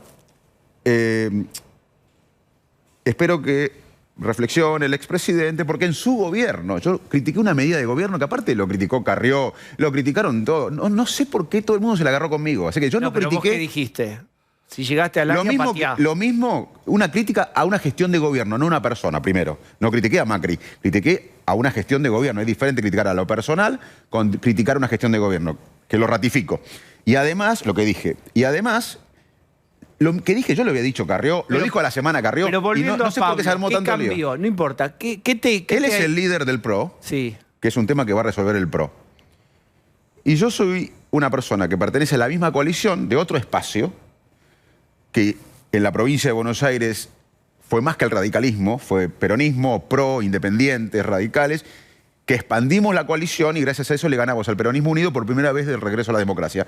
Se reunieron 2 dirigentes, un expresidente, yo lo traté a él con mucho respeto, él me trató con mucho respeto a mí, y hablamos de esto, de los consensos y de la visión de Argentina, pero no hablamos de ese tema, porque fue una crítica a su gestión, no fue una crítica personal. Yo nunca, vos no vas a encontrar una declaración mía de críticas personales, porque yo vengo a discutir ideas, vengo de la ciencia, donde se discuten ideas. Yo nunca con un médico en un Ateneo, mi entrenamiento de décadas fue en un Ateneo médico, está el problema del paciente, y hay 20 o 30 médicas y médicos que discutimos. Yo nunca me agarro personalmente. Ahora, soy firme en mi diagnóstico y discutimos. Yo vengo entrenado de otra manera. Pienso, en este caso, en el bien común, y yo creo que Cambiemos tiene mucho para mejorar. Y eso fue una crítica que yo le hago a Cambiemos. Bien, va a aparecer Jessica Bossi ahora. Hola, Jessica. Sí, ¿qué tal, Facundo? Hoy el gran tema es inseguridad porque inflación es cierto que es muy difícil para todo el mundo, sobre todo para los que menos tienen, pero la inseguridad de alguna manera es irreversible. Te matan a alguien y ya está, punto. ¿Quién sería, si pudieras elegir, quién sería tu ministro de Seguridad si fueras presidente? Buen punto, pero primero te quiero volver a lo anterior, que me quedé con vos, que sos colega, con rumiaciones de lo anterior. Yo soy psicólogo, vos sos médico. ¿Te puedo ayudar? No, pero pará. No sirven las rumiaciones, déjalas para después del programa. Pero no, sirve por esto. Créeme, te juro por Dios. No, pero déjame decirme, pará. Dale. Es muy buena tu rumiación. Sí, porque es muy buena. Porque lo que no entendí nunca, te voy a confesar, que creo que no lo dije, por eso es que yo defendí al radicalismo. O sea, todo el lío que se armó fue en defensa... Pasa que el radicalismo te hizo el vacío. Y después el otro día me sacaron un comunicado de la cúpula. Eso es lo que más, te digo, que más me impactó eso. Que, bueno, con respecto a... ¿Quién es tu persona, no políticas? ¿Quién es alguien que te guste, te pregunta Jessica, en seguridad? Sería una irresponsabilidad mía dar un nombre ahora, pero estamos trabajando con un equipo... Pero te pregunto una referencia, no va a ser tu ministro probablemente, pero porque una cosa es... Bueno, no puede ser, pero que me digas, me gusta cómo trabajó Patricia Bullrich, me gusta Leona Ranián, me gustó Sabrina Frederick. Uno se puede imaginar en base a dónde te ubicas, qué podría llegar a pensar y qué podría llegar a ser. Mira, hoy estuve reunido con 2 expertos y hablé por teléfono con otro experto que vive afuera, que es argentino, que estaría dispuesto a volver. Hay mucha gente experta, lo que falta acá es voluntad política. Yo repito que el kirchnerismo, algo que para la gente, como tenemos poca memoria, no nos acordamos. Ha gobernado 16 de los últimos 20 años y ha sido un desastre. Cambiemos tuvo una buena gestión en seguridad, pero no fue suficiente 4 años. Pero hay muchos nombres. Lo que falta acá, Jessica, lo que falta acá es lo mismo que el narcotráfico en Rosario o en Santa Fe. Falta voluntad política. Acá falta voluntad política. Hoy en la Argentina tiene las herramientas necesarias y las conexiones internacionales para proveer que nos pueden dar inteligencia para por lo menos combatir el narcotráfico, pero no hay una voluntad política. Acá no hay una voluntad política. ¿Pero a vos te gustaría o te parece bien que el ejército vaya a Rosario a reventar los búnkers y a los búnkers y a perseguir a los narcos pesados? No, el ejército no está preparado para eso, pero estoy de acuerdo. Pero Patricia Bullrich quiere reformar la ley de seguridad interior para que puedan ir. ¿Vos qué pensás? Por eso estamos en diferentes espacios dentro de la misma coalición y la gente va a tener que votar en las PASOs diferentes opciones. Déjame esto que es crítico. El que gana, gana y el que pierde, acompaña. Si les toca ir a una interna y si toca, suponete que va Patricia Bullrich, le toca ser presidenta y quiere reformar la ley, ¿vos vas a acompañar la reforma de la ley de seguridad interior si ella, en una hipótesis presidencial, quiere reformar? Mirá, yo soy una persona predecible. Uno puede ver mi vida y puede ver mi vida médica o científica o personal y además puede ver mi vida política. Yo en el 21 acompañé. Después de las PASO, más allá que fue una gran elección, el PRO sacó más votos y yo acompañé. Y muchos decían, ¿qué decían? Facundo no se va a animar. Me animé a enfrentar, o nos animamos con un grupo a enfrentar una maquinaria electoral fenomenal. Después se va a bajar. Después no va a resistir. ¿Qué es? ¿Tarico? Tarico no existe. Existe nuestro Facundo Manes. Hola, Facundo, ¿cómo estás? Hola, Diego, ¿cómo estás? Te agradezco por generar este momento tan inteligente. Los presento, ¿se conocen? Lo tenemos que decir a dúo. Hola. Hola. Soy Facundo Manes. Soy Facundo Manes. Lo podemos hacer, si puedo dirigir. 1, 2, 3, ya. Hola. Hola, Hola. soy Facundo Manes. Todavía falta un poco de... Falta un poco de sincronización, pero Bueno. sos muy bueno. Es que nuestros cerebros son distintos, pero iguales a la vez, porque pensamos en el futuro del país que tiene que ser mejor. Es cierto, yo cuando te escucho aprendo mucho de mis errores. Esa frase te puede servir para una conferencia futura, ¿eh? Sí. Y creo que sería muy buena una fórmula Manes. Facundo. Mirá que hay otro Manes, ¿eh? Hay otro Manes. Hay otro Pero Manes. sería la fórmula yo-yo. ¿Y el yo-yo qué era? Un juego que nos entretenía mucho en la infancia. Es cierto. La infancia de Arroyo Es Dulce, cierto. por Sí. ejemplo. Así Escúchame, a mí Sí. me acusan de ego y soy el único que no habla de candidatura. Después todos los demás hablan de candidatura. ¿Qué Tomale opinás, el Tarico? punto. Eso es cierto. Ese egoico, Eso es cierto. este Facundo Manes, ese egoico Facundo Hola. Manes. Soy Facundo Manes, soy de Salto y al Congreso no falto. Mi hermano era Chinchu y yo Goropo. Y humildemente soy lo mejor de la OPO. Te voy a decir algo. Algún día me gustaría Sí. estudiar tu cerebro porque sos un genio. Ahí está. Bueno, una muchas persona gracias. muy talentosa. Te la quiere verdad. derrotar con un elogio. No, Mirá que te vas a perder en este laberinto. no Sí. el cerebro de Facundo Manes, Tarico, sino el de Tarico. Bien. ¿Cómo No te lo recomiendo. ¿Te acostumbraste a ver tu imitación? ¿Cómo te Al sentiste? principio me costaba. Al Escuche. principio me costaba en YouTube. Yo siempre veo todas las imitaciones que hace, menos la mía. ¿Por qué? Ahora, ¿Por qué no y me veía? daba una sensación de no sé. Dígalo, Y señor, no sé, dígalo. era de vergüenza. Sí. Ahí está. Porque yo soy muy expansivo y tengo una personalidad que obviamente alguien inteligente como él, que tiene mucha cognition social, detecta. Entonces, ¿Usted es expansivo también? Bueno, soy un cerebro atento al presente. Porque, Diego, un cerebro atento al presente es un cerebro más feliz y Eso sí. productivo. Muy bien. A tus neuronas, decile, leven anclas y a volar. No te pongas un techo, porque a veces estar a la intemperie es darse cuenta de que la ley de alquileres es una mierda. Ahí está. Entonces te incomodaba al principio. y ahora, Ahí está. hace unos meses, porque yo siempre lo veo, toda la Sí. noche te diría que veo al que imita. Ustedes, el programa de ustedes, lo veo por YouTube. Y cuando termina el día, es uno de los pocos programas que veo por YouTube. O que veo en general. Y veo las imitaciones buenísimas. Cuando es la mía, no me animaba. Últimamente me animé. Y pasé la etapa de vergüenza y ahora estoy aprendiendo mucho de vos porque vos me marcás sin querer errores que debería contratar yo para mejorarlo, pero con vos lo hago gratis. Salió un curro, ¿eh? Bueno, buenísimo. Muchas gracias, Facundo. Muchas gracias. Chau, Facundo. Hasta pronto. Chau. Bien, te hago una última. Sí. ¿Sí o sí sigue Juntos por el Cambio? Te lo pregunto porque en Mendoza se acaba de fracturar. Hoy un candidato de PRO que se despegó, está cruzado con Cornejo y es una luz amarilla en, miren que no es, estamos, digamos, casados hasta el fin de nuestros días. Hay lugares en donde tiene ruido. ¿Qué pensás de esa fractura en Mendoza y qué riesgo de imitación en otros lugares vos le ves? Soy muy preocupado, no solo por Mendoza, sino otros lugares del país. Yo estoy acá para ampliar la coalición, para hablarle a los jóvenes, para hablarle a los sectores que no le hablamos, para recuperar el voto que se arrepintió porque no le gustó el gobierno de Cambiemos, para conservar el voto histórico y para ganarle al kirchnerismo y transformar la Argentina. Ya no se puede solamente ganar una elección, porque acá necesitamos que transformar el país y puede haber una victoria trágica, que alguien gane con la mitad del país en contra, eso sería una victoria trágica. Así que yo voy a estar acá para ampliar la coalición, ganarle al kirchnerismo y transformar el país. Bien, Facundo Manes, gracias, No, gracias por a haber vos. venido. Gracias a vos, un Ahí placer. está, gracias. Vuelvo y ya se sumó, que lo veo. Por suerte no tenemos el mismo saco hoy, porque podía haber pasado.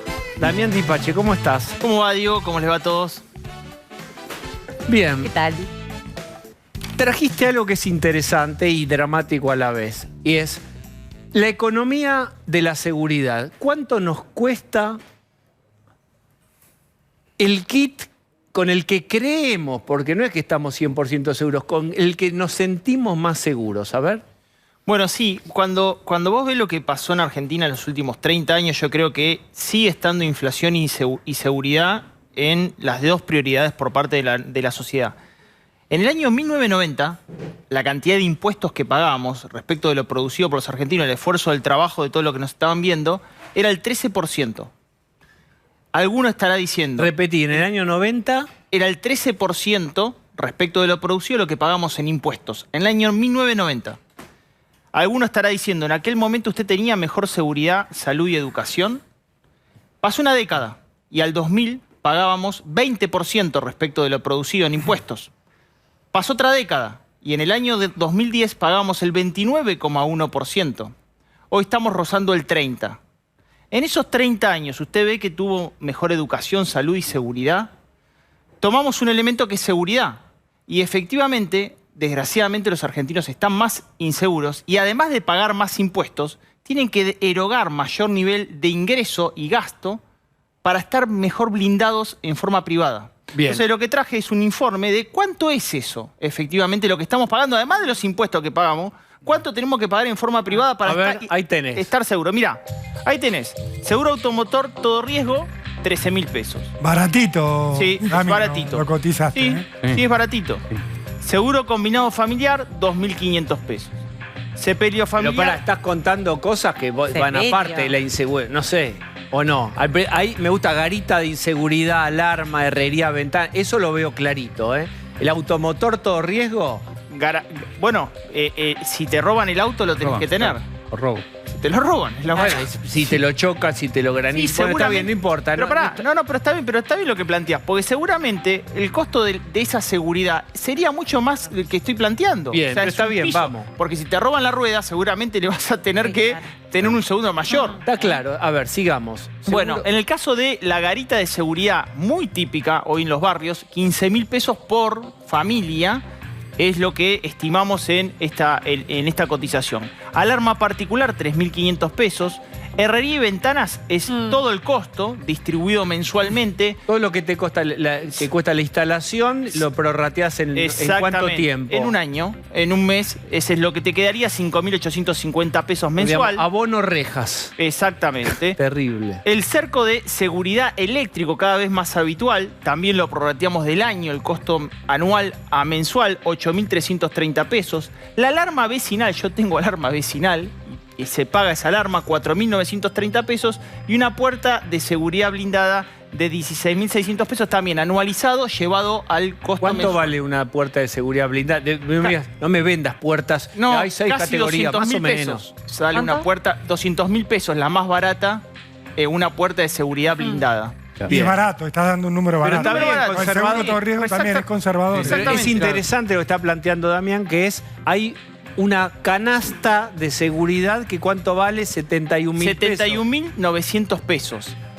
Vale esa canasta de seguridad. Y tenés razón, mensualmente. Seguramente algunos tendrán mejor seguridad, estarán pagando mejor servicio. Seguramente el seguro del auto fue piso y si vos querés incluirle el seguro de la rueda y si querés incluirle otro tipo de gasto, ese seguro será mayor. Pero de base es esto, no vas a gastar menos de 71.000 pesos. Lucía, ¿vos viste alguna locura que se haya puesto? La gente tiene rejas, la gente tiene alarma, la gente tiene el cerco perimetral. Sí, la garita de seguridad. La garita de seguridad. La mayoría de los gente barrios tiene alarma vecinal. Y no contabilizaste, camaritas. Sí, las que cámaras ahora de se seguridad. usan para ponerse camaritas. Es verdad, Claro. te podríamos haber puesto camaritas. Y el gran fenómeno es que por primera vez en el AMBA hay más seguridad privada que seguridad pública. O sea, las personas que están vestidas con una empresa privada son mayor que los de seguridad pública. Entonces, en esos 30 años, ¿qué hicieron con nuestra guita? ¿Qué hicieron con nuestra guita? Porque pagamos más impuestos, pero además tenemos que gastar más para estar más seguros. Ya estás en el atril de candidatos. Mirás a cámara y ya estás. Pero realmente no lo ves nunca desde el lado económico. No, a mí hay algo muy interesante que vos traes, que es que uno, como la rana en el agua caliente, va naturalizando. Y de repente te despabilaste y estás pagando 70, 80, 100 lucas por mes en el combo seguridad. Y bueno, eso no era así. ¿Y por qué estás pagando todas las cosas que el Estado debería darte? Todo Porque te seguridad, doblado. educación, ¿Y por qué tenemos que ¿Qué pensás, Ronald? Lo que me parece es que el cálculo de Damián incluso es conservador. Él hablaba de que hay más guardias de seguridad privada que policías en la provincia de Buenos Aires. Sí. Es cierto, y te sumo algo. Además hay una gran cantidad de guardias de seguridad informales que no están registrados en ningún lado. Si vos recorres muchas de las garitas que hay en el conurbano, el que está sentado ahí no está registrado en ningún lado y le pagan en negro. La realidad ¿Quién habilita, Rolo, a la garita? No, la habilitación de garita puede ser municipal, pero si está en regla, tiene que tener un guardia de seguridad que esté habilitado por el Ministerio de Seguridad bonaerense. Bien. El registro de guardias de seguridad bonaerense lo tiene el Ministerio de Seguridad bonaerense. Lo que pasa es que en la gran mayoría de los municipios hay guardias informales y se hace la vista gorda. Lo que quería plantear nada más es, la inseguridad al mismo tiempo va creciendo cada vez más y se tornan cada vez más ineficaces estas medidas que vos estás planteando. Damián, esto es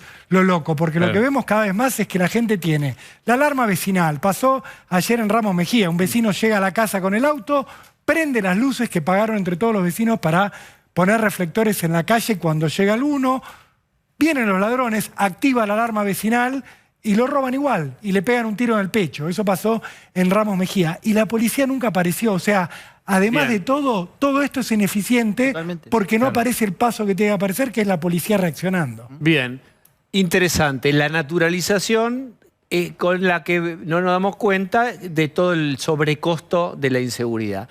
Y te llevo a otra cosa que yo sé que vos trajiste, que es a partir de este dólar agro, de repente nos despabilamos y ¿cuántos tipos de dólares hay? Vos trajiste un cuadro, mostralo. Bueno, ¿vos te acordás la tabla de elementos periódicos químicos? Sí. ¿Te acordás de la del colegio? Claro. Esa tabla de elementos químicos, ¿qué es lo que tenía? Tenía el famoso número atómico, tenía un numerito ahí arriba que era la cantidad de protones, tenía la configuración de electrones y tenía las propiedades químicas. Entonces uno agarraba un elemento químico, lo combinaba con otro y naturalmente tenía un producto. Es más, podía haber nuevos elementos químicos en relación a esa tabla que no existían o en ese momento no existían. Entonces, ¿qué es lo que hizo Massa? Creó la tabla periódica de elementos químicos, que las vamos a mostrar ahora. A ver. Y vas a ver la combinación de... Ahí la tenés. Esa es la tabla de elementos químicos. ¿Ves todo eso verde? Sí. Bueno, hoy tenemos 48 tipos de cambio. ¿Son 46 tipos de dólares? Son 48. Sí, 48 tipos de dólares. Hay 48... Perdóname, voy de vuelta. Porque uno escucha, pero... Claro. ¿48? Sí, y te explico por qué. Porque nosotros lo dividimos por actividad económica, por dólar financiero, por persona física. Es decir, si yo tengo un dólar gamer y quiero bajarme un videojuego y estoy viendo, es un tipo de cambio, ¿me entendés? Y si yo tengo un dólar cripto, es otro tipo de cambio. Y si yo tengo un dólar tarjeta, es otro tipo de cambio. Y si yo tengo el dólar solidario, es otro tipo de cambio. ¿Hay un dólar Frank Sinatra? Hay un dólar Frank Sinatra. ¿Cómo es el dólar Frank Sinatra? Pache, sos increíble. No, ¿Qué es el dólar Frank Sinatra? ¿De dónde lo sacamos? Defende esto que traje. ¿Qué es el dólar Frank Sinatra? A comienzos, a fines del año... Escuchá. Es el más afinado de los dólares. Ahí está. El señor de León. A fines del año pasado, el gobierno tenía autos de lujo parados en el puerto Zárate Campana. Entonces, ¿qué pasa? Digo, ¿ustedes quieren todos estos autos? Bárbaro, los van a tener, pero a un dólar de 300, no al tipo de cambio oficial. En aquel momento, hoy sería un dólar de 400. Digo, ustedes lo pueden bajar, pero entonces, ¿qué hicieron? Todos los operadores que importaron esos autos llamaron a su cliente, miren, te lo bajan, pero no a un dólar de 175, a un dólar de 300. ¿Usted lo quiere o no lo quiere? Sí, lo quiero. Eso se llamó dólar Frank Sinatra, porque en aquel momento Palito Ortega contrató a Frank Sinatra. Perdió un palo verde, famoso. Bueno, y los que compraron los autos terminaron perdiendo como novela, porque en realidad tuvieron que comprar a un dólar estimado y terminaron pagándolo a otro. ¿Esto es real o es la leyenda? Es real. ¿Real le dijeron una así? leyenda urbana. Dólar Frank Sinatra, los operadores importadores de autos de lujo. ¿Cuál es la brecha entre el dólar Frank Sinatra y el dólar Palito Ortega? Y ahora es el 215 a 400. Es la famosa brecha del dólar paralelo. Tenés también un dólar fantasma. Pero es impresionante la tabla que trajiste. También es el dólar fantasma. ¿Qué es el dólar fantasma? Es el tipo de cambio minorista. Decime, ¿vos podés comprarlo? A 215, yo te lo compro. No, ese juego es con Bazán siempre. Preguntale a cuánto compra, cuánto vende, y él te lo hace. 215, Bazán, ¿tenés 215? Te lo compro. Es fantasma, porque no existe. Y es prohibido. No lo podés comprar, no existe. Esos 200 Es dólares que referencia podías, nomás. ya no hay más tampoco, ¿no? No, Esos 200 oficiales que podías comprar. Bueno, sí, que sí, para el que entraba en la ahorra, lotería. pero han restringido en la combinación de elementos químicos, han restringido la cantidad, porque esa combinación le dijeron, no, si usted tiene subsidio no lo puede comprar. Entonces Pero te cuando termina costando como 300. Con los impuestos te termina costando como 300 ese dólar.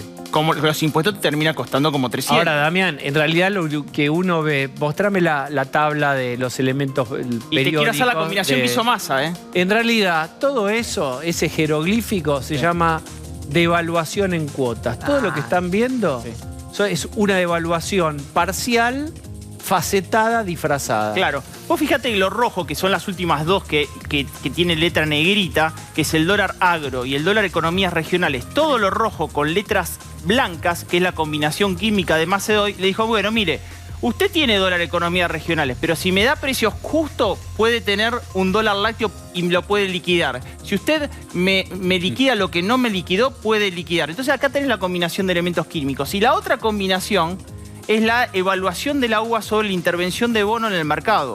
O sea, si la UBA ahora dice, bueno, efectivamente la intervención de bono no va a pasar nada con esta intervención de bonos, usted en la semana que viene va a tener el dólar contado con liquidación, el dólar MEP, seguramente otro valor. Bien. Damián Dipache, muchas gracias. Un placer. Vamos a hacer una tanda. A la vuelta vamos a hablar de Messi. ¿Vuelve al Barcelona? ¿Por qué lo viene en Silvano del PSG? Sebastián Fest va a estar con nosotros, que sacó un libro que se llama Mesiánico. Recién salido el libro. Vamos a charlar del futuro de Messi. ¿Qué les vuelve al Barcelona después de la tanda?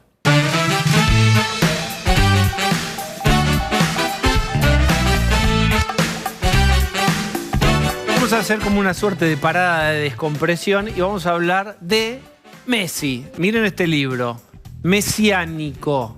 Es el primer libro con la versión completamente exitosa, ganadora, campeona mundial de Messi. Lo escribió... Acá está Sebastián Fest y Alexandre Julliard. Bien. Así es, Diego. Es mi coautor francés que está siguiendo el programa ahora desde París, así que son internacionales. Bien. ¿Cuál es la diferencia entre este libro de Messi y otras partes de la historia de Messi? Bueno, este es el libro de un Messi feliz, ¿no? De un libro de un Messi exitoso. Messi logró por fin ser campeón del mundo, que era algo que venía buscando y que en algún momento se pensó que no iba a lograr. Es decir, estuvo muy cerca de hacerlo en el Maracaná, el 2014, que era una especie de solucionador de discusiones para todos los tiempos. Es decir, ganar una final del Mundial en el Maracaná era enorme, era más que un Mundial, no se dio, y ahora ganó en Qatar en una final que fue de película, ¿no? Tiene una suerte, el género es una biografía. Es una biografía con muchos inputs, es decir, no es necesariamente cronológica, pero entramos en un montón de aspectos de su vida y de su carrera. No es solo fútbol, hay mucho sociológico, político, histórico ahí. De eso, perdón, se publicó una nota en el diario El Mundo de España, que era una parte del libro, en donde hablaba de las presiones que tuvo Messi, ustedes cuentan, las presiones que tuvo Messi para hablar en catalán, para definirse por la independencia catalana y por qué Messi jamás lo hizo. Me pareció interesante eso. Sí, es un tema interesante. Messi, cada vez que pasa el tiempo, habla más rosarino, ¿no? Él entiende el catalán, obviamente, que no es un idioma tan complejo de entender, pero para el Barcelona hubiera sido muy importante que él se manifestara. Lo hicieron jugadores franceses diciendo Cataluña no es España. Messi no lo hizo nunca, básicamente porque no lo siente. Y por tuvo un problema con la hermana, ¿no? La hermana de Messi, cuando los Messi se trasladan a España, en el sistema educativo catalán, el catalán tiene una gran preponderancia y el español está bastante relegado. Ella no se adaptó, lo sufrió y eso fue una razón muy importante para que buena parte de la familia se volviera a Rosario. Siempre tuvo una resistencia a la política, perdón, por lo que contás de la independencia de Cataluña, digamos, ahí es una posición política. Acá se habló mucho, la foto en la Casa de Gobierno, la reunión con el presidente o no. ¿Siempre hubo a lo largo de su vida una especie de distancia que puso a la política? Sí, se puede decir que sí. Es decir, en Cataluña es cierto que hay un 47-48% a favor de la independencia y el resto no. No es que todos los catalanes quieran independencia. Y Messi creo que también viene de un país como el nuestro en Argentina, no hay un cordobés o un rionegrino, una santacruceña que diga no somos argentinos, ¿no? Quizás a algunos que se divierte un poquito en Mendoza, pero más allá de eso no pasa. Entonces está muy metido en Messi el hecho de, hey, Argentina es Argentina, España es España. ¿Y por qué con todo lo que vos conocés, ¿por qué Messi hoy no está en Barcelona y qué chances hay de que vuelva a Barcelona? Es una gran pregunta, es el tema del momento, ¿no? Porque Messi, campeón del mundo, lo que está recibiendo en este momento son dos cosas. Abucheos por la... Podemos ver lo que está recibiendo Messi, no se puede creer, porque en diciembre estaba en la cima del planeta Tierra y ahora... Ovación a Mbappé.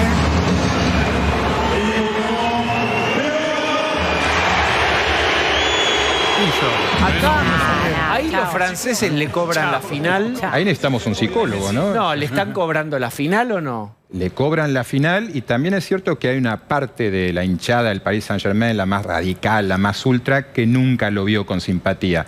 El PSG es un club frío, ¿no? De alguna manera Messi desembarca ahí después de su frustrada salida del Barcelona, que fue muy compleja, intentó irse un año antes y se fue un año tarde. Desembarcó ahí por el dinero, porque los jeques cataríes lo convencieron de que tenían todo para ganar la Champions. Y Messi es un jugador que se mide al nivel que tiene por las Champions que gana. No importa ya la Liga Francesa, que el PSG la gana caminando, no importa la Liga Española, lo que importa es ganar la Champions. ¿Pero él se quería ir de Barcelona? Él no se quería ir de Barcelona, pero si me permitís mi opinión, él debió irse del Barcelona antes, porque fíjate que el Barcelona no gana la Champions desde 2015. Eso es mucho tiempo, pasaron 8 años. Messi ganó 4 Champions en su carrera. Y las eliminaciones de los últimos años fueron espantosas, papelones. Por lo tanto, Messi creo que alargó en exceso su estancia en el Barcelona. Y hoy el problema que tiene es que por un lado lo silba en el PSG y la oferta que tiene de París para renovar es bajarle el sueldo. Y en Barcelona también le dicen, te podemos pagar 10 millones de euros al año. Eso es nada. Y es campeón del mundo. ¿Cuánto cobra ahora? 40. Claro, ¿Y le quieren pagar 10 en Barcelona? Claro, porque hay un asunto en Europa, en el fútbol europeo, que es el fair play financiero de la UEFA, que es para mantener la salud económica de los clubes. Es decir, tenemos que topear los salarios de los jugadores, porque si no vamos a la quiebra todos. Claro, pero es una locura. El mejor jugador del mundo hace nada que fue campeón del mundo y las ofertas que reciben son, te vamos a bajar menos el la de sueldo. Arabia Saudita, que es una locura. Pero eso es una prejubilación, ¿no? Claro. Es seguir la estela de Cristiano Ronaldo y esperamos que no lo haga. Pero Claro, ¿cuál es? Perdóname, ¿qué es lo que menciona Pablo? ¿Dónde? Hay una oferta en un club de Arabia Saudita, si Cristiano Ronaldo cobra... Exacto, si Cristiano Ronaldo cobra 200 millones de dólares al año, a Messi le ofrecen 400. Espera, no entendí bien, creo o hice que no entendí bien. ¿Cuánto cobra Ramón Díaz? No, Cristiano Ronaldo. Cristiano Ronaldo, perdóname. 200 millones de dólares al año. Y a Messi le ofrecen el doble. 400. ¿Qué? Hay mucho dinero, hay mucho petróleo. 400 millones de dólares por año. Quieren que Cristiano Ronaldo y Messi se vuelvan a encontrar en un fútbol multimillonario. Pero ahora yo lo que digo, y lo hablamos el otro día con Ferran Adrià acá, que yo le decía, Messi, ¿por qué? Para cerrar su carrera, porque él quiere llegar bien al otro mundial en la medida de lo posible, competitivo, no iría a Estados Unidos, sino que podría volver a Barcelona y no pensar tanto en La Plata. ¿Vos pensás que Messi podría volver al Barcelona, a su lugar donde tiene casa, donde sus hijos también lo quieren? ¿O pensaría solo en La Plata, que significa este monumental No, negocio? es muy correcto el planteo. A mí personalmente volver al Barcelona me parece el día de la marmota. ¿Se acuerdan de aquella película? ¿No? Eso ya lo vivió. Sería interesante que Messi se probara en circunstancias diferentes. No sé, el fútbol británico, que es tan cercano al argentino, pero sin sus defectos. Pero no tiene una oferta el fútbol No, británico. pero ojalá pareciera. Pero está Ahora, en Messi esa voluntad, porque yo creo desde que... acá se ha especulado con Messi se quiere ir a vivir a Estados Unidos para tener esta experiencia. Hay quien dice que quiere jugar en algún momento en nuestro país. ¿El que quiere? Todo eso ¿Cuál es es cierto. su deseo? Todo eso es cierto. A ver, yo creo que Messi en Barcelona vive muy bien. Es un gran lugar para vivir. Es muy importante para él la familia, los hijos. París es una ciudad hostil en lo climático. Por lo tanto, la posibilidad de volver a Barcelona sí es real. Yo creo que deportivamente sería quizás un error y ojalá apareciera otra opción. Los Estados Unidos, ¿ustedes creen que va a jugar el Mundial de 2026? Yo creo que sí. Yo también. Yo creo que ese es un negocio que no se va a perder. El Mundial de Estados Unidos, México, Canadá, no se lo va a perder la FIFA y tampoco se lo debería perder Messi. Y eso, bueno, es ir un año antes e instalarse el Inter de Miami a todo lujo. Lo que no debería hacer es irse a Arabia Saudita. Bien.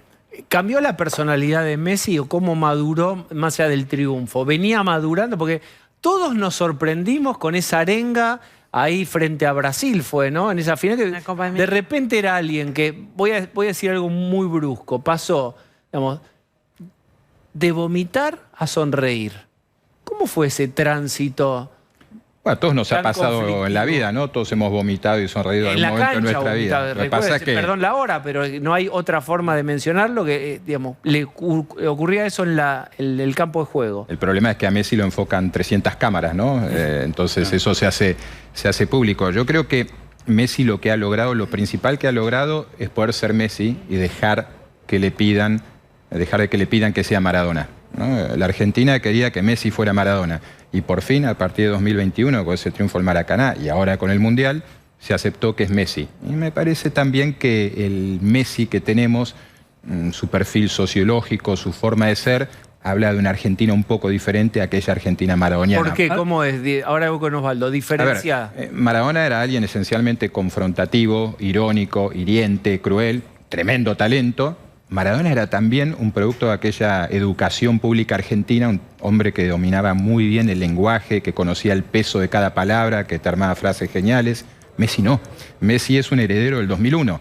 Entonces, esa educación pública argentina, quizás en él se nota que es un poquito más modesta, porque Messi es un hombre de pocas palabras, pero a la vez no es soberbio, no es hiriente, lo aman los chicos. Habla, me parece, de una Argentina un poco menos megalómana, un poco más convencida de que no es la potencia mundial que siempre creímos que íbamos a ser. Y en ese punto, ¿cómo es su manejo con la fama? Porque la verdad que se lo ve como que la fama no ha hecho mella en él.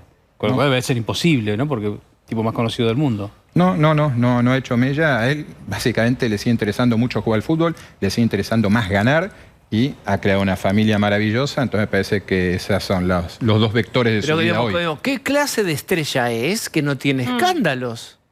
Bueno, no. Acá somos un grupo de periodistas, seguramente nos interesaría descubrir algún escándalo de un personaje tan famoso, pero no los tiene, no los tiene. A ver, el mayor problema que tuvo, que es un problema muy común en los futbolistas y no solo en los futbolistas, fue la evasión de impuestos, la condena, bueno, un problema judicial serio que solucionó. Después no, su nombre de familia, no es Maradona de vuelta.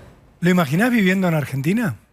A ver, yo lo imagino, porque antes mencionaste a Newell's, lo imagino volviendo a Newell's en algún momento, no sé, 5 meses, 6 meses. No imagino que Messi, con todas las posibilidades que tiene, no se dé el lujo de jugar con una camiseta que ama. Viviendo la Argentina es complicado. Yo creo que con un avión privado de la potencia que él tiene puede ir entre Barcelona y Rosario sin problemas, pero... O sea, lo ves más en Barcelona, pues digo, aparte, además de todo lo que estamos hablando, en el último partido del Barcelona, los hinchas estuvieron coreando el nombre de Messi. Hoy. Una derrota humillante ante el Real Madrid. Y pedían por Messi, digo, eso también le debe pesar mucho a él, me imagino. Sí, lo veo en Rosario en verano y en verano en Europa, ¿no? Que él lo puede hacer. Y es cierto que hoy los hinchas del Barcelona corearon Messi, que es, hay que decirlo también, el único cantito que se les ha ocurrido en 19 años el Barcelona. No hay nada de originalidad ahí, no es solo la vocal E alargada. Eso habla también un poco de lo que es el Camp Nou. Vos escribiste este libro con un compañero, un socio de escritura, Alexandre Julliard, que es francés. ¿Qué mirada te aportó él desde la genialidad de la Argentina para este libro? Es muy buena la pregunta. Cuando escribimos el libro, este libro nació en 2011, su primera edición es en Francia en 2012, o sea, llevamos 12 años trabajando el libro en sus diferentes pieles, encarnaduras, y Alexandre, yo vivía en esa época en Madrid, y Alex vivía en Buenos Aires y era el corresponsal del equipo. Y ahora está de vuelta en Francia. Entonces, él me aportó en su momento, paradójicamente, Rosario y las críticas, el desprecio que había en Argentina por Messi en esos años, y ahora me está aportando mucho el PSG. Y bueno, yo aporto lo que puedo. Muy bien. Muchas gracias por haber venido, Sebastián. Este es el libro mesiánico. Y vamos a despedirnos. ¿Qué tal? Ahora viene A Dos Voces. Nos vemos mañana a las 20. Gracias.